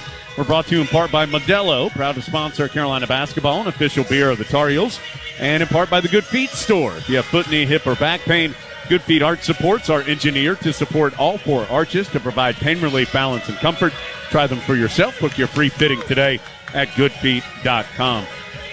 RJ Davis has 2 points. He's 1 of 5 shooting. How can Carolina get him moving a little bit? I think we just got to do a better job of setting better screens for him. He's doing a great job playing hard. Just really hasn't had many good looks. I think he needs to be a little more aggressive trying to get the ball, too, knowing he can score at the level he can. Fortunately for Carolina, Ingram has 15 on 6 of 8 shooting. Cadeau has added 7. Baycott has 10, even though he's just 3 of 8 from the floor. Yeah, Baycott's doing a great job trying to create. When he doesn't go one-on-one, he's doing a really good job. Cadeau, well out on the perimeter. He's going to attack right at the lane, and he's fouled by Burns. That's going to be 3 on Burns. Cadeau got a high screen from Baycott, wrapped around it from the top left, and attacked right of the lane. Foul on Burns, his third on State this half. And it will put Cadeau at the line for 2 shots. Burns has fouled out 2 times this year. We'll see what State wants to do. Nobody coming off the State bench at the moment as Cadeau gets the friendly bounce on the free throw. It was a little flat, long, and right, but it hit that back right portion of the rim up in the air and through. Cadeau doing a great job on that pick and roll, coming off the middle pick and roll from Armando, and just turning the corner and using that speed on Burns. Heels are now on a 9-0 run as Cadeau makes both free throws, and they're pressuring in the backcourt. State does get it in. 47-46, Jaden Taylor, who hit a season-tying for a game 4 3-pointers in the first half, is back in for State for the first time here in the second half. Finds a curling Horn. Horn, runner, is no good, and a late whistle. Going to be a foul called on Cormac Ryan. It's Ryan's second. Both have come this half, and that will prompt the first free throws of the game for State. DJ Horn will get 2 looks. And Ryan has actually done a great job here in the second half on Horn, trying to put a little more size on Horn, trying to make it more difficult on him. He's done a great job. That was a really tough cover. Curling off a pin down. Horn is able to get to no line. Horn's free throw pops out. He is an 84% shooter. He had not attempted one in his last 2 games. Missed that first one. Burns checks out. Middlebrooks is in. Horn with the second free throw, and that one's good. So it's a 2-point game, 48-46. State with some pressure in the backcourt. Carolina gets it into R.J. Davis. He'll give it to Cadeau. With this lineup, they started double teaming all pick and rolls, just as with DJ Byrne out. Cadeau drives left against Taylor. He's fouled again. I don't know how, but he got the bucket as well. A prayer answered for Cadeau. Cadeau, they came up to get a screen going to his right. They jumped over it, beat him going to the left, just got to the rim, and a really, really tough finish. A remarkable finish for Cadeau. He just threw it up with his right hand as he was falling down. The foul is on Taylor, his first. Cadeau has tied the game at 48. He's up to 11 points now. Misses the free throw. Ingram slaps the rebound all the way into the State front court, though, and Horn has his shot blocked by Ryan. Loose ball, though, to State. Diarra is fouled when it's all said and done and is going to have some free throws. Ryan blocked the shot. And then Baycott fouled Diarra on the loose ball. I think they're going to say Diarra was in the act of shooting as he had picked up the loose ball on the run. And so the foul on Baycott, his second. And it'll put Diarra to the line for 2 shots. No good on the first. So Ingram, great tip out on the free throw line the way he's taught. Tipped it out a little too far, which RJ and Ryan were back. RJ ran under. Ryan was able to get up and get the block. Just unfortunate bounce after that. Diarra goes 1 of 2, and State leads it 49-48. The Pack was up by 10 early in this half after leading by 8 at the break. R.J. Davis. Boy, a clean look, one of his first tonight, and that's why, because when he gets them, he drops them home for 3. Great job catching it. Little jab right. The guy ran by him. One dribble left, knocked it down. Heels have the lead, 51-49. Davis's first 3. He only has 5 points. Taylor around a screen, stops right of the lane, leans into Davis, and he's going to earn the foul on R.J. Davis, his first. That's already now 4 fouls called on Carolina, and if I'm not mistaken, that's 3 straight defensive possessions that Carolina has been called for a foul. Hubert Davis wants Bill Covington to look at the replay because he thought that Taylor hit R.J. Davis in the face on the shot. Yeah, that's a tough foul on R.J. Taylor came down, shot fake. R.J. did a great job staying tall and really felt like Taylor created all the contact. Went right through his jaw. First free throw good, so it's 51-50. Both teams subbing. Ryan and Cadeau out. Don't want to keep Cadeau down too long. He has 11 points, 5 assists tonight.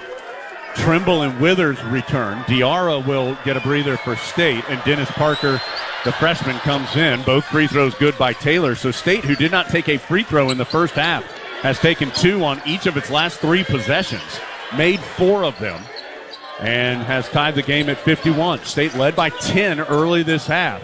Carolina took a brief lead. Now it's tied. Ingram spinning by his defender, but loses the ball on the way up. Here comes State with the turnover, heading the other way in a tie game. Ingram just lost the ball as the attack from the left. DJ Horn trying to work against Jalen Withers. Will ease it out to Taylor instead. Taylor stumbles and falls. R.J. Davis dives to the floor. Ball is loose on the deck. It's thrown out of the scrum by Taylor and goes to Carolina. Ingram up the middle of the floor. Finds Trimble on the left side. He'll have to ease it out. Good decision there by Trimble. Out to R.J. Davis. Davis whips it down low. Withers was all alone and lays it home. Great cut by Withers. He's actually wide open in the corner. Nobody had him for a long time. Realized they couldn't get the ball to him. Ran right to the front of the rim. 53-51. Heels by 2. State with the ball. 14:20 to go in the second half. Middlebrooks, middle of the floor. Fakes a handoff to Taylor. Instead goes to Horn. Horn, fall away on the left baseline. No good. Withers had a hand on the rebound. Had it knocked away by Parker. It goes to Morcell. He missed. Morcell gets it back. Missed the layup again. Ball still being slapped around. Finally out of bounds to State with 14:01 to go. Carolina just could not get the rebound. Withers was about the only one trying. He was battling with multiple Pack players and could never bring it in. Yeah, you felt like Withers was down there fighting with 2 or 3 Pack players, and everybody else just kind of standing around. We need more people to get involved to be able to grab that rebound.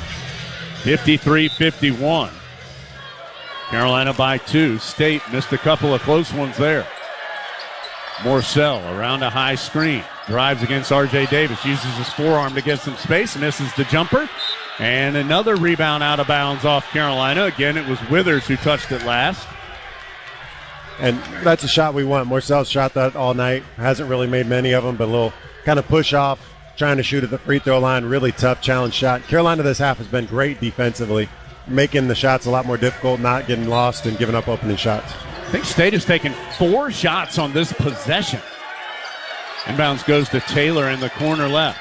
Drives to the right elbow against Trimble. Stop there. Out to Morcell. Shot clock at 10. Morcell to the line or to the rim, and he's fouled. So the 5th shot of the possession for State results in yet more free throws. The Pack will now take their 7th and 8th free throws of the half after not shooting any in the first half. This time it will be Morcell, who was a 78% shooter. Foul was on Jalen Washington, his first. Already 5 fouls on Carolina this half.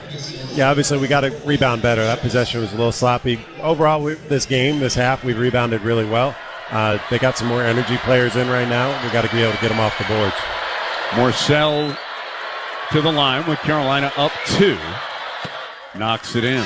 And Parker Jr. coming in, somebody who doesn't make a big impact as a freshman, that possession was able to get his hand on 2 or 3 of those rebounds, just keep it alive for somebody else to get it. State is just 1 of 11 from the field this half, but has now made 5 free throws this half in 7 attempts. Next one no good, and rebound this time knocked out by State. So it'll belong to Carolina. And Coach Davis not happy about that possession. Really, that kind of epitomized the possession there. Morcell shoots a free throw and then able to get his hand on it at the end. Davis, Trimble, Ingram, Withers, Washington, the 5 on the floor. 13:30 to play. Heels trailed by 10 earlier this half. Now lead it by 1, 53-52. A long 3 by R.J. Davis. Off the back iron, no. Bodies collide. It's slapped out to O'Connell near the timeline, and he airballs a runner.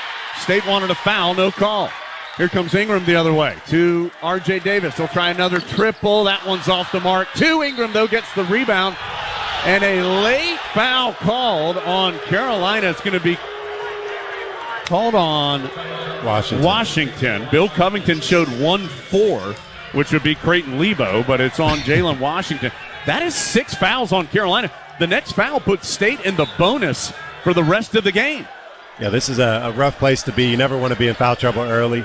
They're going to start shooting free throws early. We're going to have to clean up the foul in here. State's been called for 4 this half. 53-52. Morcell weaving through traffic out to Parker. Parker jumped up and came down with the ball. No whistle, and then he stripped on the drive. And there's a foul called on State. This one's on Morcell, his 3rd. So now Morcell has 3, Burns has 3, DJ Horn has 2 for Carolina. Washington, Baycott, and Ryan all have 2. Carolina takes Washington out and puts Baycott back in. So they'll have Davis, Trimble, Ingram, Withers, and Baycott as the 5 on the floor. Yeah, 53-52, Z. Baycott coming back in. Hopefully we get the rebounds better. Obviously a great rebounder. But foul trouble is definitely going to become a story this half, on both sides. Inbounds goes to R.J. Davis. He'll come up front side on the right. Bounce pass to Ingram. Quick handoff to Trimble. Still on the perimeter. Trimble in some trouble. Keeps his dribble alive. Now drives hard against O'Connell. Got to the rim and drew the whistle. Great drive by Trimble. Able to get down the middle of the lane just using his athleticism. Really, Middlebrooks did a good job coming over, but Trimble able to use athleticism to split him and O'Connell. And that's now 6 fouls on State. So both teams will be in the bonus the rest of the way. It will be 2 shots, though, on that foul as Trimble was fouled in the act of shooting. Still 53-52 Carolina with 12:36 to go. Cadeau comes back to the scorer's table for the Tar Heels. Yeah, we want to continue to push the pace, continue to try to get the ball down the lane, try to pick up those fouls, as it'll lead to a lot of free throws. Free throw good by Trimble. He now has 4 points. It's going to be R.J. Davis who sits with Cadeau coming in. Burns will return with 3 fouls for Middlebrooks. 54-52 Carolina with 12:36 to play. Trimble at the line for his second of the two-shot free throw attempt. Too strong, though, and O'Connell with the board. Trimble 2 of 4 at the line today for the Tar Heels. With Burns back in, we want to put him in the pick and roll. Instead, he gets it back to the basket, low right against Baycott. They just slam into each other. Running hook shot is an air ball. Cadeau picks it up off the bounce. Hubert Davis wants to slow this possession down, 54-52. Cadeau stops in the center jump circle. Has a choice to use the screen from Baycott and does to get to the right. Crossover to the cup. Oh, he took a hard shot. No whistle. And the ball out of bounds off Baycott. Not quite sure how that wasn't a foul, but Cadeau with a little fake in and out dribble coming down the middle of the lane got Burns the lean. Really thought he got fouled on the right-hand layup, but could have made it also. Jalen Washington getting some treatment from Tar Heel trainer Doug Halverson on the bench. Looks like he's cut on his chin. 54-52. Carolina with the lead. State with the ball. Horn around a screen. Tried to get it to Taylor left side and threw it away. Taylor tried to save it, but into the hands of the Heels. Carolina the other way. Cadeau pushes ahead to Trimble. Can't drive on the baseline left. He's still trying, but finally eases it out. Carolina wants to get it to Ingram in the post. He's guarded down there by Horn. Finally, they do get it to him. Right of the lane. Goes right by him and draws the foul. If that's on Burns, it is, and that's 4.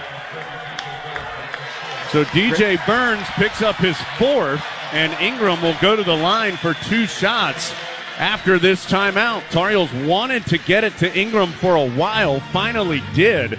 He was able to get by the smaller Horn. Burns fouled him, and that will mean more free throws for Carolina.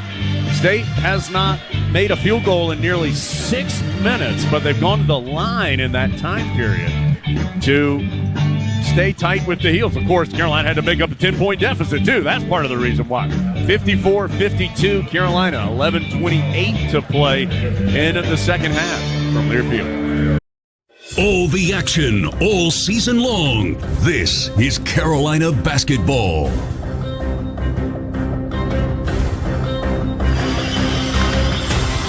11:28 to play. Harrison Ingram will be at the free throw line when action resumes. Heels have erased a 10-point deficit to lead it 54-52. Food Lion is proud to sponsor the Score to Give More program. For each free throw the Heels make in today's game, Food Lion Feeds will donate 100 meals to a local area food bank.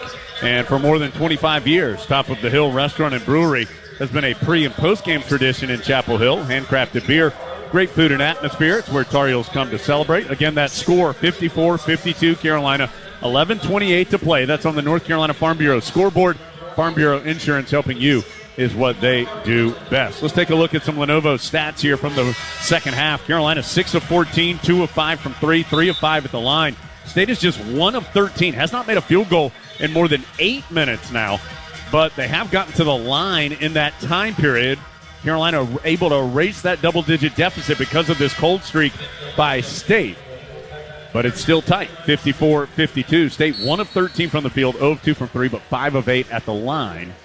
Those stats presented by Lenovo, a global technology leader that has called North Carolina home since 2005. Visit Lenovo.com. Smarter technology for all. Ingram makes the free throw. He has 16 points to lead the Tar Heels scoring. Heels up 3. Yeah, I think Carolina's done a great job defensively, too. You know, they, obviously State's missed a couple, but they've done a great job defensively, making it difficult and really trying to force those shots they want them to take. Ingram gets the roll on the second free throw. He'll check out. Davis back in. R.J. Davis has just 5 points tonight as Carolina nearly forces a turnover. 56-52. Cadeau, Davis, Ryan, Withers, and Baycott, the 5 on the floor. Horn to a cutting Middlebrook. Sends it in the left corner to O'Connell. Guarded by Cadeau. Gets a hard screen by Middlebrooks. A circle to the rim. Can't finish. Rebound is fought for. Middlebrooks chases it down on the baseline. That's the 6th offense. Oh, my gosh.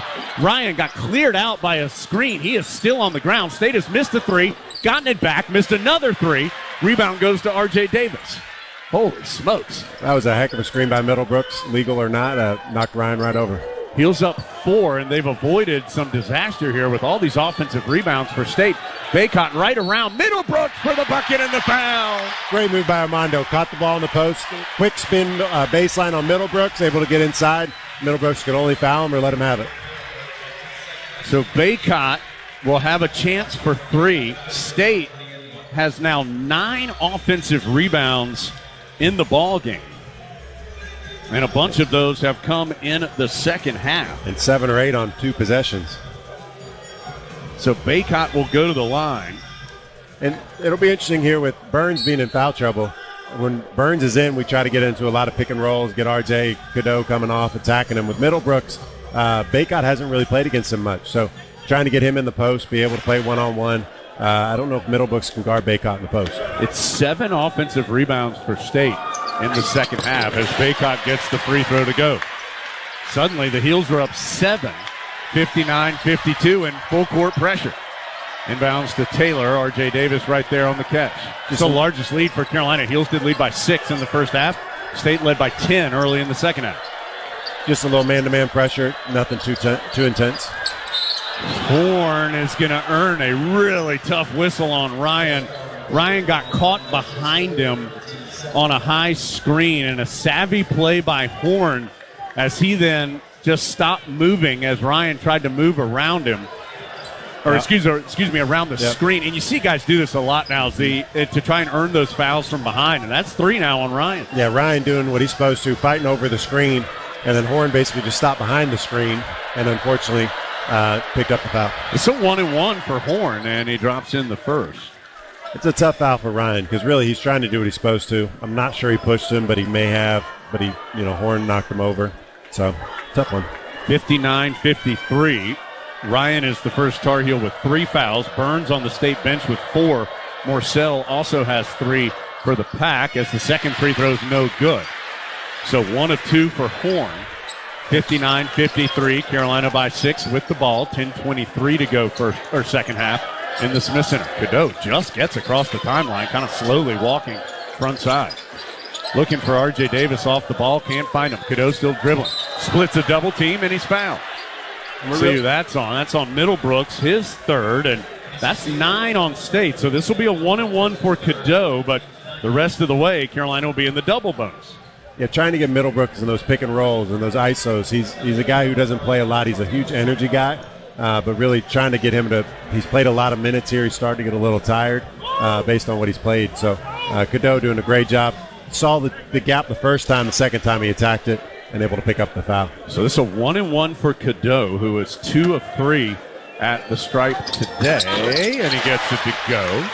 State now made its first field goal, has not made one since in more than 9 minutes, but it's the free throw line that's keeping State even remotely in this. They're 6 of 10 at the line this half. Carolina was down 10. Now the Heels are up 7 with a free throw coming for Cadeau. Yeah, I think they've for the last 15 field goals, which is impressive defense by Carolina. Ryan has done a great job on DJ Horn trying to contain him. And Cadeau knocks in both free throws. He's up to 13. His freshman season high is 19. He is one of 3 Tar Heels in double figures. 61-53. Middlebrooks hands off to Horn. Horn trying to work against Ryan. Loses his footing and turns it over. More great defense from Cormac Ryan. Yeah, Cormac Ryan really, he's known as a shooter, but really doing a great job with Horn being a little smaller of a player, using his length, keeping his arms out, trying to maintain that contact and really make it difficult on him. But Horn and Ryan are all tangled up, and that's going to be a foul on Horn. He was trying to get that one for a while, as he and Ryan were just slamming into each other as they came down the court. And Ryan is still bent over. That was a silly foul on Horn. That's his 3rd, and it's going to send Ryan to the line for 2 shots. Look, Horn was upset because of the defense on the previous possession. Yeah, I think he felt like he was getting bodied a little more than he should have, and really, like you said, silly. I mean, he picked him up at the 3/4 court and basically just stood in his way every time he tried to change directions until he knocked him over. I mean, that's 3. So now Horn has 3. Middlebrooks has 3. Morcell has 3. Burns has 4. State has now 10 fouls this half. Carolina's been called for 7. 17 fouls between the two teams. 10 minutes and 9 seconds played. And the referee's taking a moment here to talk to everybody, trying to get Ryan and DJ Horn and make sure everybody's good, make sure that nothing gets out of order. Nothing but net on the free throw for Ryan. Beautiful free throw there. 62-53. And I think part of the success we've had this half is because Ryan's on Horn. Horn's not able to beat him. When he does beat him, he's struggling to finish at the rim because of Ryan's size. Ryan makes them both. Ingram is going to come in, but for Withers. So 9:51 to go. Heels have taken a 10-point deficit and made it a 10-point lead, 63-53. State does not have a field goal for nearly 10 minutes, and only some moderate success at the free throw line has kept this from being an explosion from the Heels. Tar Heels still have flipped a 10-point deficit to a 10-point lead. It's a great second half. That's what we needed to do coming out of halftime. Morcell has it for State on the right wing, around a Middlebrooks screen, and he's going to get called for an offensive foul. That was obvious as he got a forearm into Cadeau's chest. That's 4 fouls on Morcell. State starting to come apart here at the seams. They're frustrated. And Morcell's done that. Cadeau really kind of baited him into it, but Morcell's been pushing off, trying to get to his little pullback jump shot. And State takes a timeout, if nothing else, just to try and calm down. The Pack is visibly frustrated and now in big-time foul trouble. Burns with 4, Morcell with 4. Horn has 3, Middlebrooks has 3. 9:36 to go. Carolina has taken a 10-point deficit, made it a 10-point lead, and the Heels will have the ball when we return. 63-53, 9:36 to play in the Smith Center from Learfield.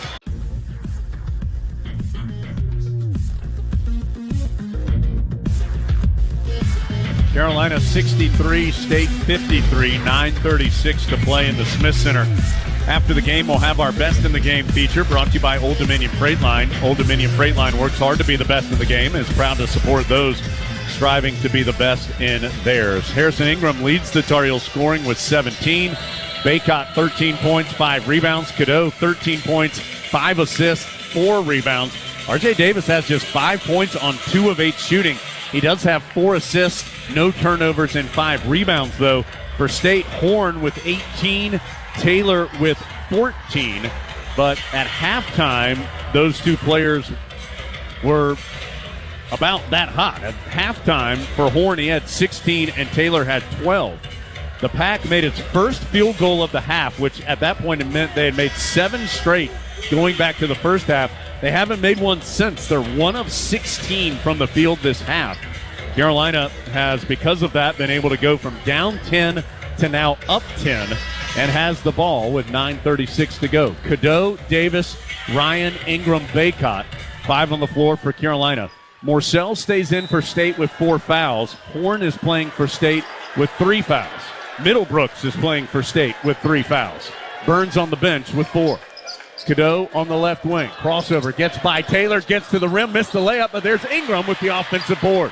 He'll back it out left side to Baycott, now out to the timeline to RJ Davis. Carolina will reset. Screen by Baycott. Cadeau crosses the court over to Ingram. Feet set. Wide open 3. Count it, baby. Great draw up out of timeout. RJ coming off, hit Cadeau on the wing. With Armando rolling down the middle of the lane, Diarra had to come in, which left Ingram wide open on the weak side. That's 20 now for Ingram. 5th time this year he's had 20 or more. Heels up 13. Middlebrooks to Morcell. Pump fake for 3. Sends it in the corner to Taylor, and he spins into 3. State finally hits a field goal after missing 15 straight. That gets it back to a 10-point game at 66-56, and Taylor continues to shoot well. He is 5 of 7 from 3-point range. And really good challenge there, just a really difficult shot. Cadeau out on the perimeter, guarded by Morcell. Picks up his dribble, lost the ball, and kicked out of bounds, but off of State. So it'll stay with Carolina with 8:31 to go, 11 on the shot clock. And I think Cadeau's got to realize with Middlebrooks in, they're going to blitz that pick and roll. When Burns is in, he's way back. So he hasn't done a great job with Middlebrooks on that blitz. He's got to be able to create some separation to get rid of the ball. Wiping up the moisture on the floor because multiple players were down. 11 on the shot clock for Carolina. 8:31 on the second half game clock. Heels up 10, 66-56. Cadeau, jab step, drive, whips it to RJ Davis. He'll try a triple. Why not?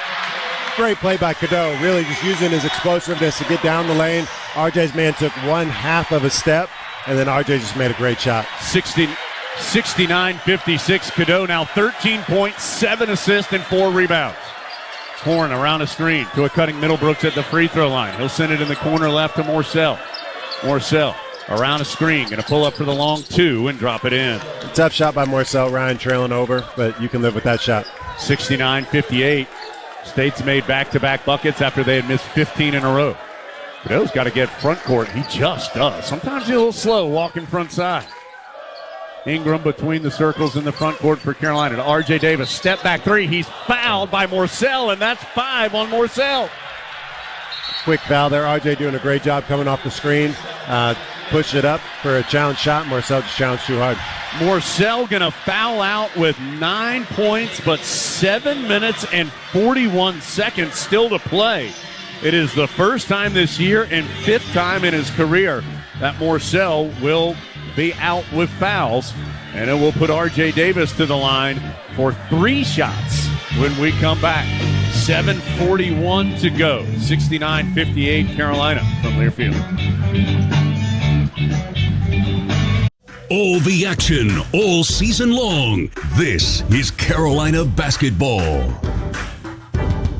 Minutes, 41 seconds to go. Carolina 69, State 58. The Wolfpack led this game by 8 at halftime, 10 early in the second half. But it has been all Tar Heels since then. Blue Cross and Blue Shield of North Carolina is the official health insurance partner of Carolina Athletics. Believes an inclusive community is a healthy community. Here for the Tar Heels, here for all.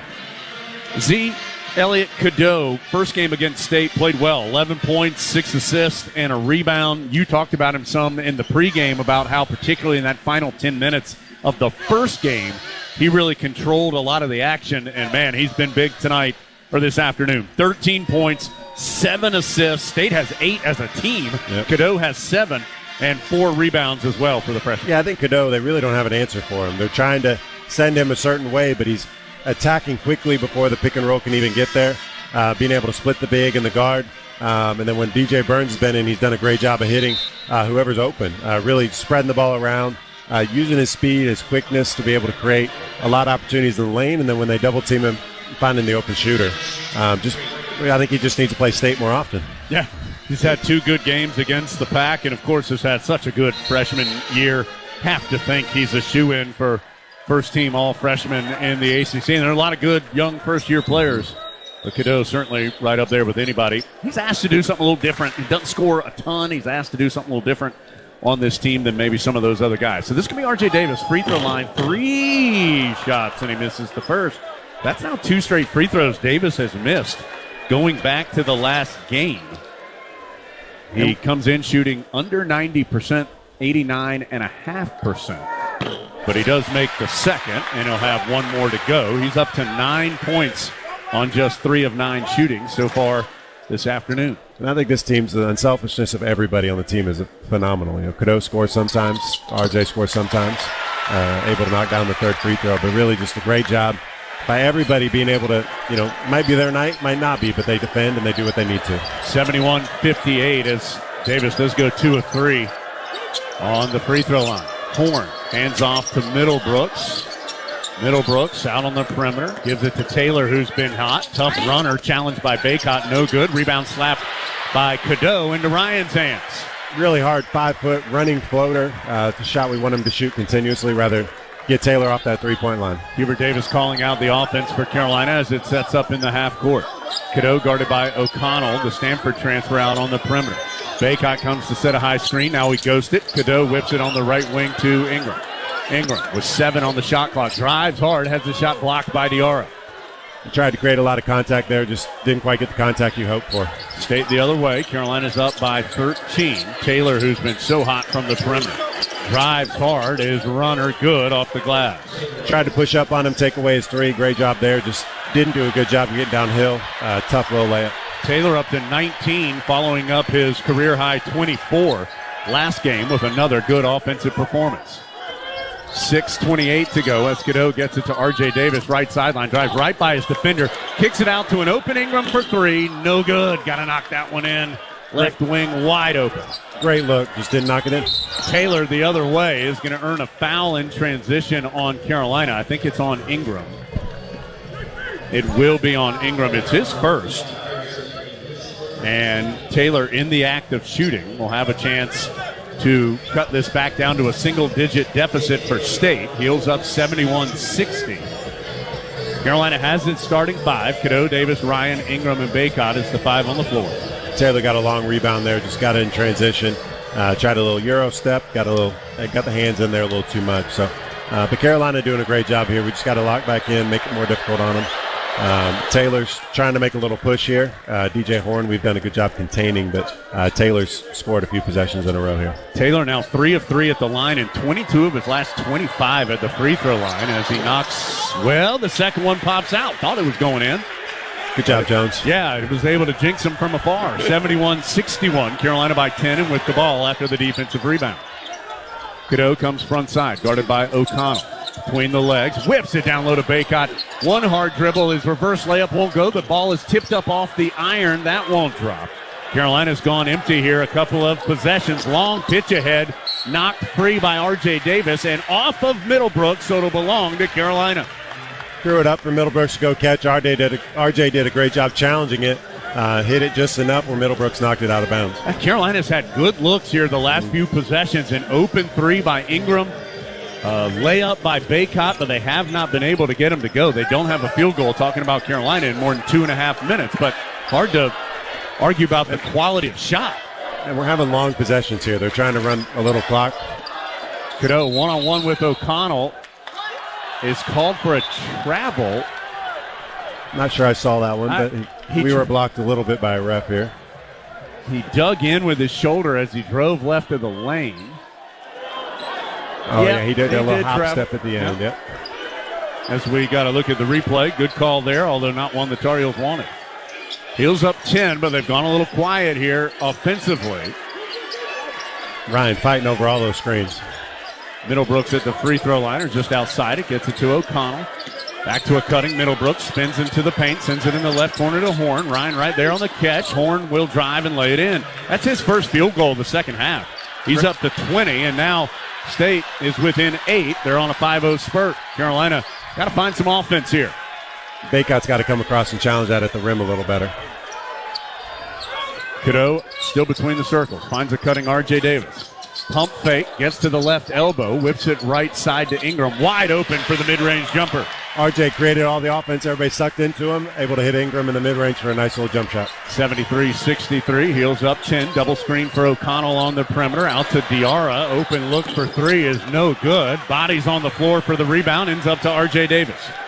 Carolina the other way. Clock is down to 4:35. Davis whips one to Ryan on the left sideline. Pump fake for three. Dumps it in the post to Baycott. He lost the basketball. Was trying to move against Diarra and turned it over. Tar Heels with a couple of turnovers here. Still lead by 10. 4:22 to go. Cadeau runs into a hard screen, and it's going to be an offensive foul on Middlebrooks, and that's his fourth. Kevin Keats disagrees. It'll be a turnover to the Tar Heels. One of those that could have been a little makeup call. Middlebrooks ran over Cadeau the possession before. Fouled him a little bit there, stuck his leg out, but Cadeau able to draw the foul. Let's just see if Carolina might want to take a timeout, although we're close to the 4-minute timeout. They just haven't had many good possessions here as of late. And really, Middlebrooks has done a phenomenal job in this pick and roll the last couple of minutes. Cadeau really struggling to get off of it to be able to create separation. Breon Pass, a junior from Reedsville, has come in for the first time, and Carolina will indeed come front court and take a timeout. That is going to stretch to the 4-minute media timeout with 4:16 to go. I think that's just a good decision there. Carolina had 3 timeouts, hadn't had many good possessions here as of late, so Hubert Davis takes one of those 3 to get his guys to the sideline to talk about it. 4:16 to go. Carolina 73, State 63. Carolina will have the ball, 25 on the shot clock when we come back. Heels plus 10 in the Smith Center from their field.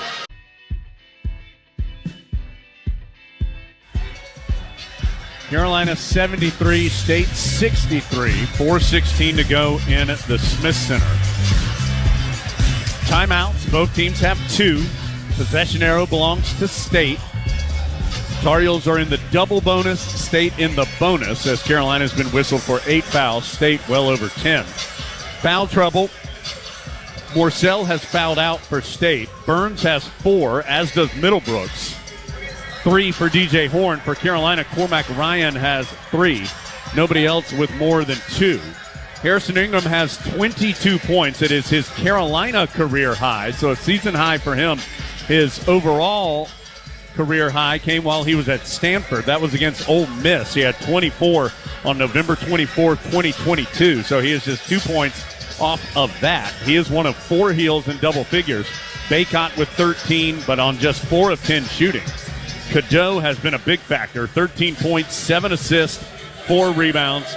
R.J. Davis, despite just 3 of 9 shooting, has 10 points, 5 assists, no turnovers, 6 rebounds as well. For State, it has been Horn and Taylor. They have combined for 40. Each of them have 20 of the Pack's 63 points. Inbounds goes in the backcourt to Cadeau. 19 on the shot clock as Cadeau gets it to Ingram on the left wing. Now left corner to Ryan. Back up middle of the floor to Cadeau. He's guarded by DR on a switch. Over to Ryan. His 3 is short from the left wing. Not a great possession. Got an okay look, but really nobody really got it inside the three-point line. Horn the other way for State. Carolina has now been empty on 6 of its last 7 possessions, but still leads by 10, 73-63. O'Connell between the circles. Finds Horn. Around a Middlebrook screen. Step back jumper is nothing but air. Into R.J. Davis's hands. Cormac Ryan has hounded Horn in the second half. And yeah, DJ Horn has not been comfortable at any point in the second half, and you see that with that shot. It wasn't a bad shot, just he has not been comfortable. Baycott gets the layup attempt. Missed again on the screen and roll. Great spin to the rim, but he misses the shot, and then O'Connell hits a transition 3. State's going to take a timeout as they're now back within 7. Carolina has gone scoreless on 7 of its last 8 possessions. And again, I know we've said this, the Tar Heels have had good looks. I mean, Baycott's missed 2 layups. Yep. And in this stretch, wide open 3 missed by Ingram as well. So State takes his penultimate timeout, has 1 left with 3:11 to go. Carolina trying to hold on. We'll break 10 seconds. Station ID down the lines on the Tar Heels Sports Network.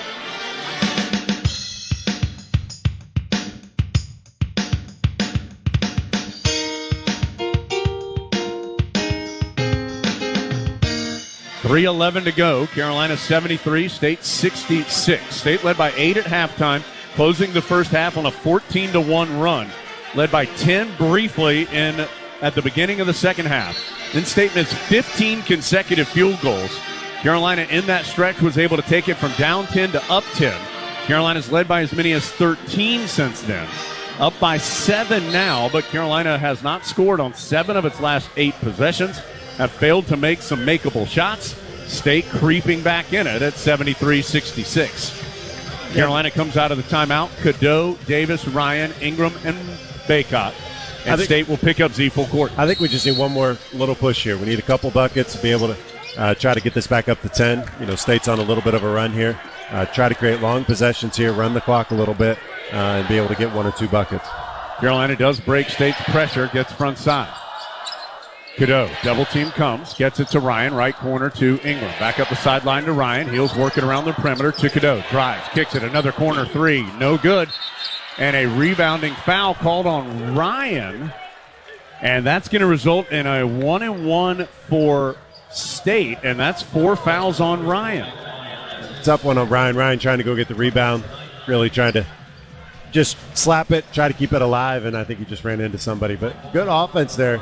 Cadeau being able to break somebody down one-on-one out top. Ingram with a good 3. Just a tough spot to be in. So this is a 1-and-1 for O'Connell, who is an 82.5% shooter. He's only taken 23 free throws this year, but he's made 19 of them. But if he makes both these, it's all of a sudden a 5-point game. Once again, we're struggling to put the game away here. We just got to be able to try to slow down, get some good shots, really try to get our flow. I feel like our offense is a little too slow right now, a little pick and roll, and then we don't create much off of it. So try to create a little more action. O'Connell gets them both. So all of a sudden it is 73-68. Carolina led by as many as 13, but State's within 5. Big possession, it feels like here. Yeah, we need 1 bucket here to be able to try to stretch this back out. 8 of the last 9 possessions, Carolina has not scored. They'll look for R.J. Davis. Creeping to the left elbow, and he's fouled as he elevates. It's a good one to go to when you need a bucket. R.J. coming off a high screen up top. Armando did a great job setting the screen, able to get clear, and the guy chasing him had to foul him as he tried to shoot. believe the foul was on Taylor. And that will give Carolina 2 shots. R.J. Davis, who is 2 of 3 this afternoon at the stripe with 2:31 to go. You heard that one as Trimble's going to check in for Cadeau. A little offense for defense here, or in case of defense with Trimble coming in. And Trimble looks like will be guarding DJ Horn, trying to keep him from getting loose. Davis makes both free throws. So it's a 7-point game, 75-68. 2:30 to play as O'Connell comes front side for the Pack. Horn on the left wing, guarded by Ryan, who does have 4 fouls. Around a screen. Now Horn will attack. His one-handed runner, no good. Good box out by Ryan. Allows Baycott to get the board. Great defense there. Able to, Ryan on him, got beat a little bit, able to switch off, create a tough shot for Horn. 75-68, Heels by 7 with the ball. R.J. Davis has it up high. Screen by Baycott. State double teams Davis, so he goes over to Ingram. Hand off to Trimble on the left sideline, now to Davis. One-on-one with O'Connell. Davis changes speeds, steps back, mid-range 2 is good. Great shot by R.J. Just a lot of patience. They did a great job clearing out. 2 guys on the weak side, Armando inside, and be able to get a one-on-one situation. 77-68. O'Connell around a couple of screens. Bounces in the post to Middlebrooks. Middlebrooks faces up now at the right elbow to a cutting Taylor. Taylor on the baseline, and another foul. I think that's on Ryan, and he's fouled out.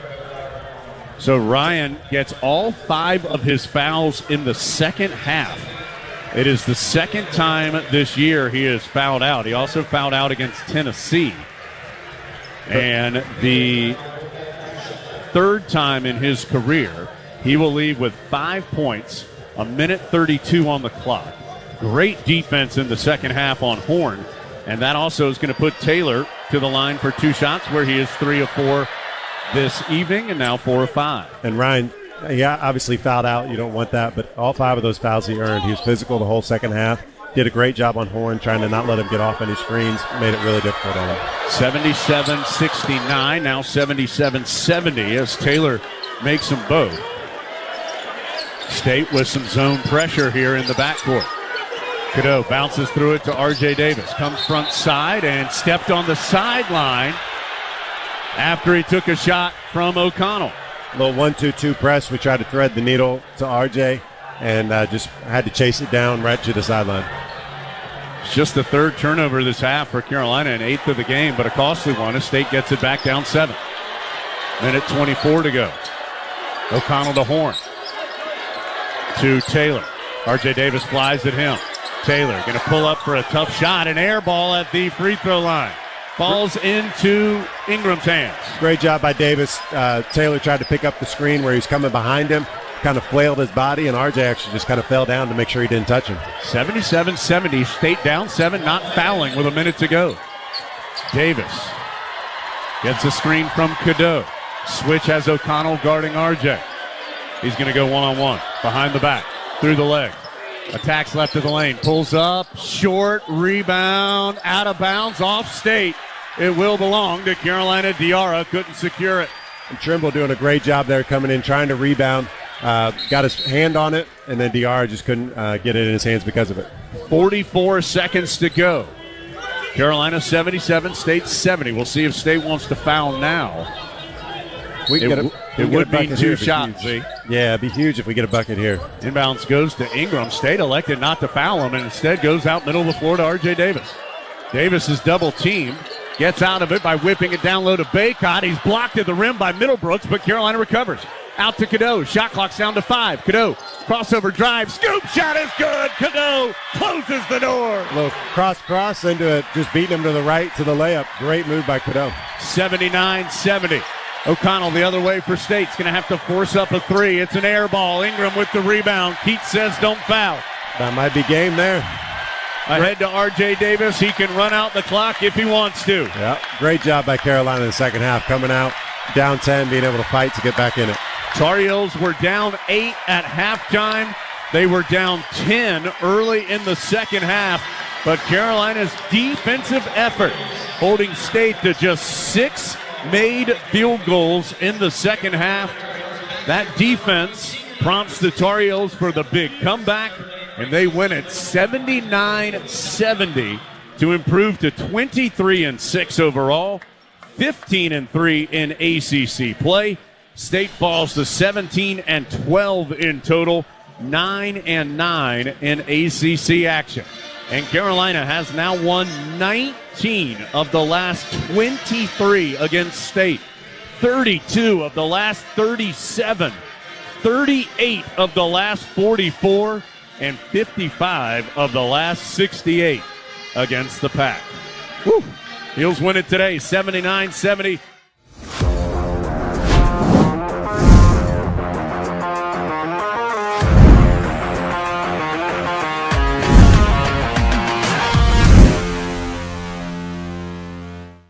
We're back. Time for another edition of the Carolina Insider Rapid Reactions Edition, presented by our friends at Modelo. This comes after the Tar Heels have a big second half and top State in the Smith Center, 79-70, the final score in Chapel Hill on Saturday. So, Adam Lucas, that's Adam over there. I'm Jones. Adam, it was 45-37 State at halftime. In the first half, the Pack shot 58%. They were 7 of 11 from 3 and seemed like they were making everything that they took and, quite honestly, had some good looks to take. Carolina's defense, totally different in the second half. Cormac Ryan guarding DJ Horne in particular felt like a big deal. The Pack goes 6 of 27. That's 22%, 2 of 8 from 3 in the second half. That allows Carolina to flip what was a 10-point deficit right at the beginning of the second half because State scored early in that half to lead by as many as 13 and eventually win it by 9. And on a day when R.J. Davis and Armando Bacot weren't fantastic, I mean, they were good as per usual, but the Tar Heels able to win it without superhuman efforts from them. Harrison Ingram really good with his season-high 22. But it felt like, as you said, it was defense, and it was State just not only not able to make shots, but not even able to get the looks that they got in the first half. Yeah, State had, I believe it was 7 turnovers in the second half after just 2 in the first half. So Carolina forced some miscues, forced some more difficult looks. There was like a shot clock violation in there, I think. And there was at one point, Adam, with about maybe 9-10 minutes left, where Kevin Keats just took a timeout because his team was just getting so frustrated and mad, and they had gotten a couple offensive fouls, and it just was going the wrong way, and you could see it, that State was frustrated with how Carolina was playing defensively. And Hubert Davis said this a few games ago, that Cormac Ryan was made for moments like this. He's kind of made for moments like that second half, where he's really good at frustrating the other team, and he frustrated DJ Horne. At one point, he and Kevin Keats were kind of talking to each other, and you couldn't quite tell if it was good intentions or not. But that's perfect for him, and he was really good defensively. So I chatted with Coach Davis. Adam talked to Harrison Ingram, who had as Adam just told you, a season high, so a Carolina career high, 22 points. He also had 6 rebounds and 2 steals. Elliot Cadeau was really good in this game, Adam, 15 points, 7 assists, 4 rebounds. He could add some more assists, too. He had some good passes that some Tar Heels missed some easy looks. Felt like those two, as far as individual players offensively, were the 2 biggest deals for Carolina tonight. Cadeau had 2 passes that I thought were great. The first one was in the first half to Ingram on the break and transition. Yeah. I don't know how he got it through there. You'll hear Harrison Ingram talk about that. And then in the second half, Cadeau had the ball on the right wing, and Armando Bacot was kind of cutting through the free throw line, and you thought, oh, that's the easy pass to make, and that'll probably be a basket. And somehow he saw Ingram on the other side for a 3 and made that pass, and Carolina got the 3 instead of just maybe the 2. I don't know how he saw either one of those, but when he is seeing the floor that way, Carolina's offense looks very good. And you see some of Cadeau right there finishing at the rim. He hit a 3-pointer in this game, which was his 8th make of the season. There's that pass, cross-court in transition, gracious, from Cadeau to Harrison Ingram. And Adam, time and time again, Cadeau was able to get to the rim, and that felt like a big deal.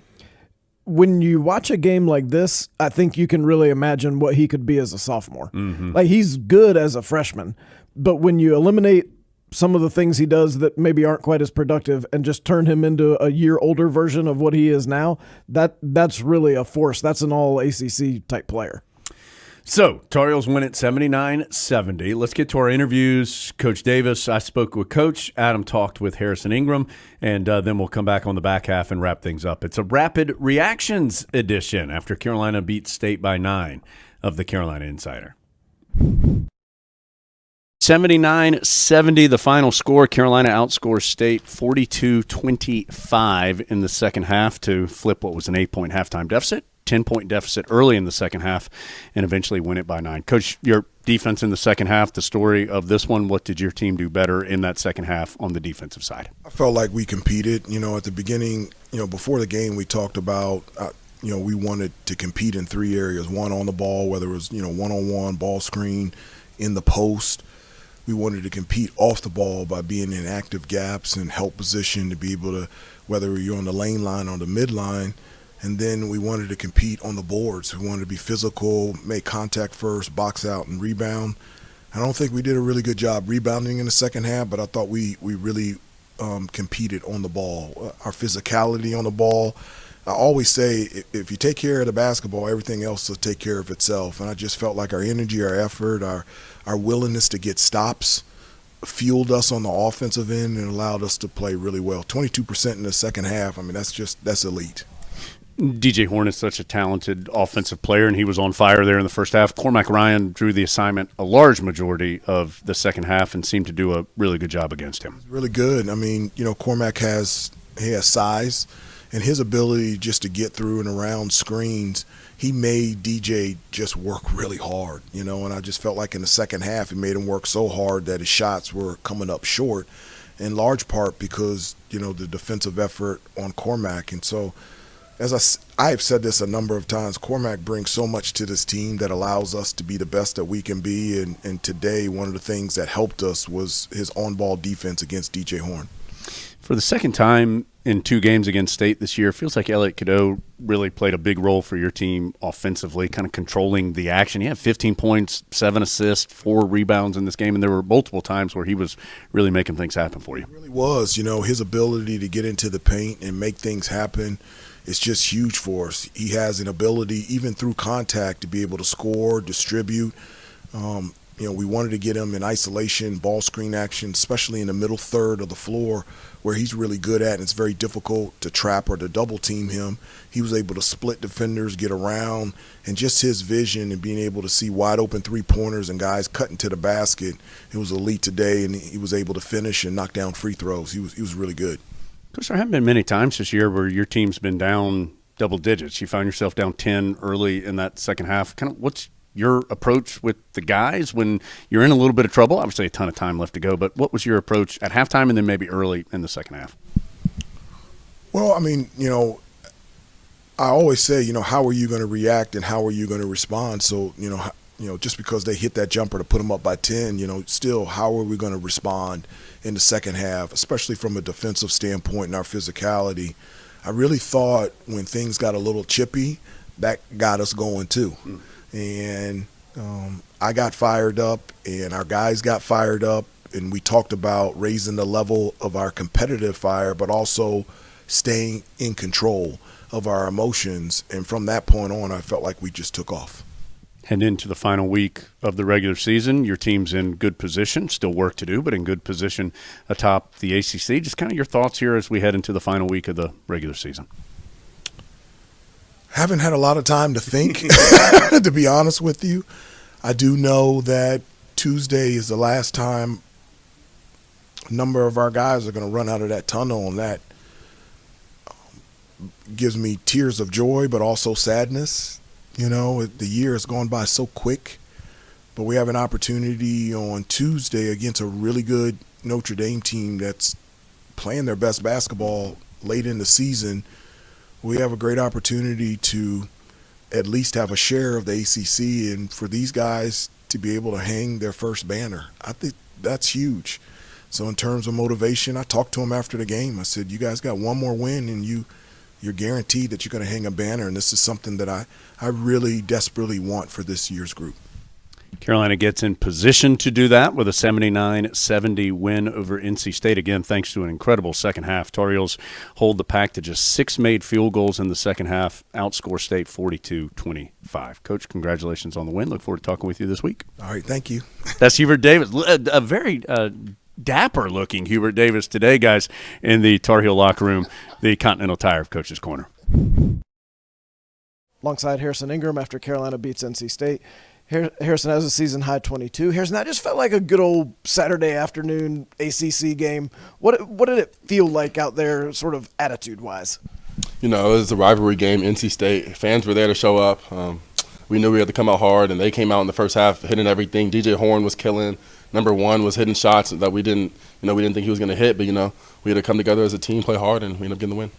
So why were they not as hot in the second half? They didn't even get as many looks from three as they got in the first half. I'll get that to our guards, Cormac Ryan, Seth, RJ, Elliott, the pressure that we had on them. We picked up full court, started denying them a little bit, making them work more, and taking away where our defensive game plan was to take away Burns, but then we switched it to the guards and it worked. I want to ask you about a play in the first half. You're running the floor hard, and Elliott Cadeau has the ball. And somehow he saw you for a layup. How did he see you, and how does that encourage just the tempo that Hubert Davis talks about all the time? Well, first off, he's the best passer I've ever seen, I've ever played with personally. So I know if I'm open, if I'm running, you see all the times he hits me with no-look passes in the corner for threes. And, if I'm playing hard, if I run the court, I know I'm going to get found. And, on a team like this, when there's a bunch of good players and we share the ball and it's so effortless, sky's the limit. You had a season-high 22, but it didn't feel like – it was kind of a surprising 22. How were you able to get that many just kind of in the flow of the game? Just playing the game and following the scouting report, I knew that DR was a really good rebounder, their four-man, but he didn't really box out well, so I would crash late. I had a few putbacks there, and then, just knocking down open shots. In the post, he was a bigger guy, so facing up and using my quickness and my strength rather than trying to bully him because he's a little bit bigger than me, and, just playing to the game plan. One more win would be a share of the ACC regular season title. That's something Coach Davis has talked about all year long. What's the emphasis been there as we go into the last week of the regular season? The emphasis is to get both. We don't want to share the title. We want to have it to ourselves. How would you accomplish not sharing it? We beat Notre Dame. We beat Duke. And, we get the title. We celebrate. We go out, have fun, party. It's a plan. You heard it right from Harrison Ingram. That's what I agree. We should do that. Tar Heels beat the Wolfpack. Harrison has 22. Harrison, thank you. Appreciate it. So again, 79-70 the final. Tar Heels improved to 23-6. And more importantly than that, Adam, 15-3 in conference action. And as we are doing this, Duke had a big lead at last report against Virginia, so it feels like Blue Devils likely going to hold on to that and still be a game behind the Tar Heels with 2 games left, and sets up a big final week here upcoming in the ACC. It was interesting to hear the dichotomy of Harrison Ingram and Hubert Davis talking about this last week just a minute ago. You heard Harrison Ingram say he didn't want any part of a tie, and then you heard Hubert Davis say Tuesday is a big one because you can hang a banner. And I think they're basically saying the same thing, and they're both right. Tuesday is a really big one because Hubert Davis has been talking about the regular season since day one. And so Tuesday is a chance to get that. But I promise you that if the Tar Heels are fortunate enough to win that one, he will immediately say he doesn't want to share it. Yeah. So that game is Tuesday at 7. And, Adam, we'll talk about Senior Day more in this upcoming week. But you saw it there with Hubert Davis, and I'm glad you got a chance to see it here on this because you could hear it in his voice if you were listening on the radio, but you could tell, he was emotionally affected by the fact that Carolina has Senior Day coming up. And in today's college basketball, I get that it's different. Cormac Ryan has been here 1 year. That doesn't mean that we don't love Cormac Ryan. He's had a great season. Armando Bacot and R.J. Davis are a little different. Those are 2 guys that have played a combined 9 years at Carolina. Bacot's been a starter since his freshman year. Davis has been a starter since his sophomore year and played a bunch his freshman year too. These are guys that have been a part of a coaching change and that Final Four run and just so many different things that have happened here over the last several seasons. There is a lot going into those 2 guys playing, at least in Bacot's instance, for sure the final time in the Smith Center, and potentially R.J. Davis's as well. When you look back at some of the players they came in with, you realize how long ago that was. And it's going to be our job between now and Tuesday to remind people, look, it's a weeknight 7 o'clock game at the Smith Center. It is going to be hard to get here. If you wait till 6:45 to say, I should head over there, you're going to be late. The idea is be in your seat by 6:30. so that people can really be part of honoring all the seniors, but especially Armando and RJ. Tip-off club will be open. Yeah, let's go. Starting at 5 o'clock. Just come over at 5. Yeah. Beat the traffic that way. You'll trick the traffic by getting here before it even starts, and then you can pregame at the tip-off club, then mosey on in at 6:30 and watch senior day. Yeah, Baycott came in with Cole Anthony, didn't he? It's hard to believe. I mean, that seems like a different era of Carolina basketball. It was. So, anyway, that's for Tuesday. For today, it's Carolina winning by 9, 79-70 over NC State. Tar Heels get the win over the Pack in the Smith Center. Thanks for being with us here on the latest edition of a Rapid Reactions edition of the Carolina Insider.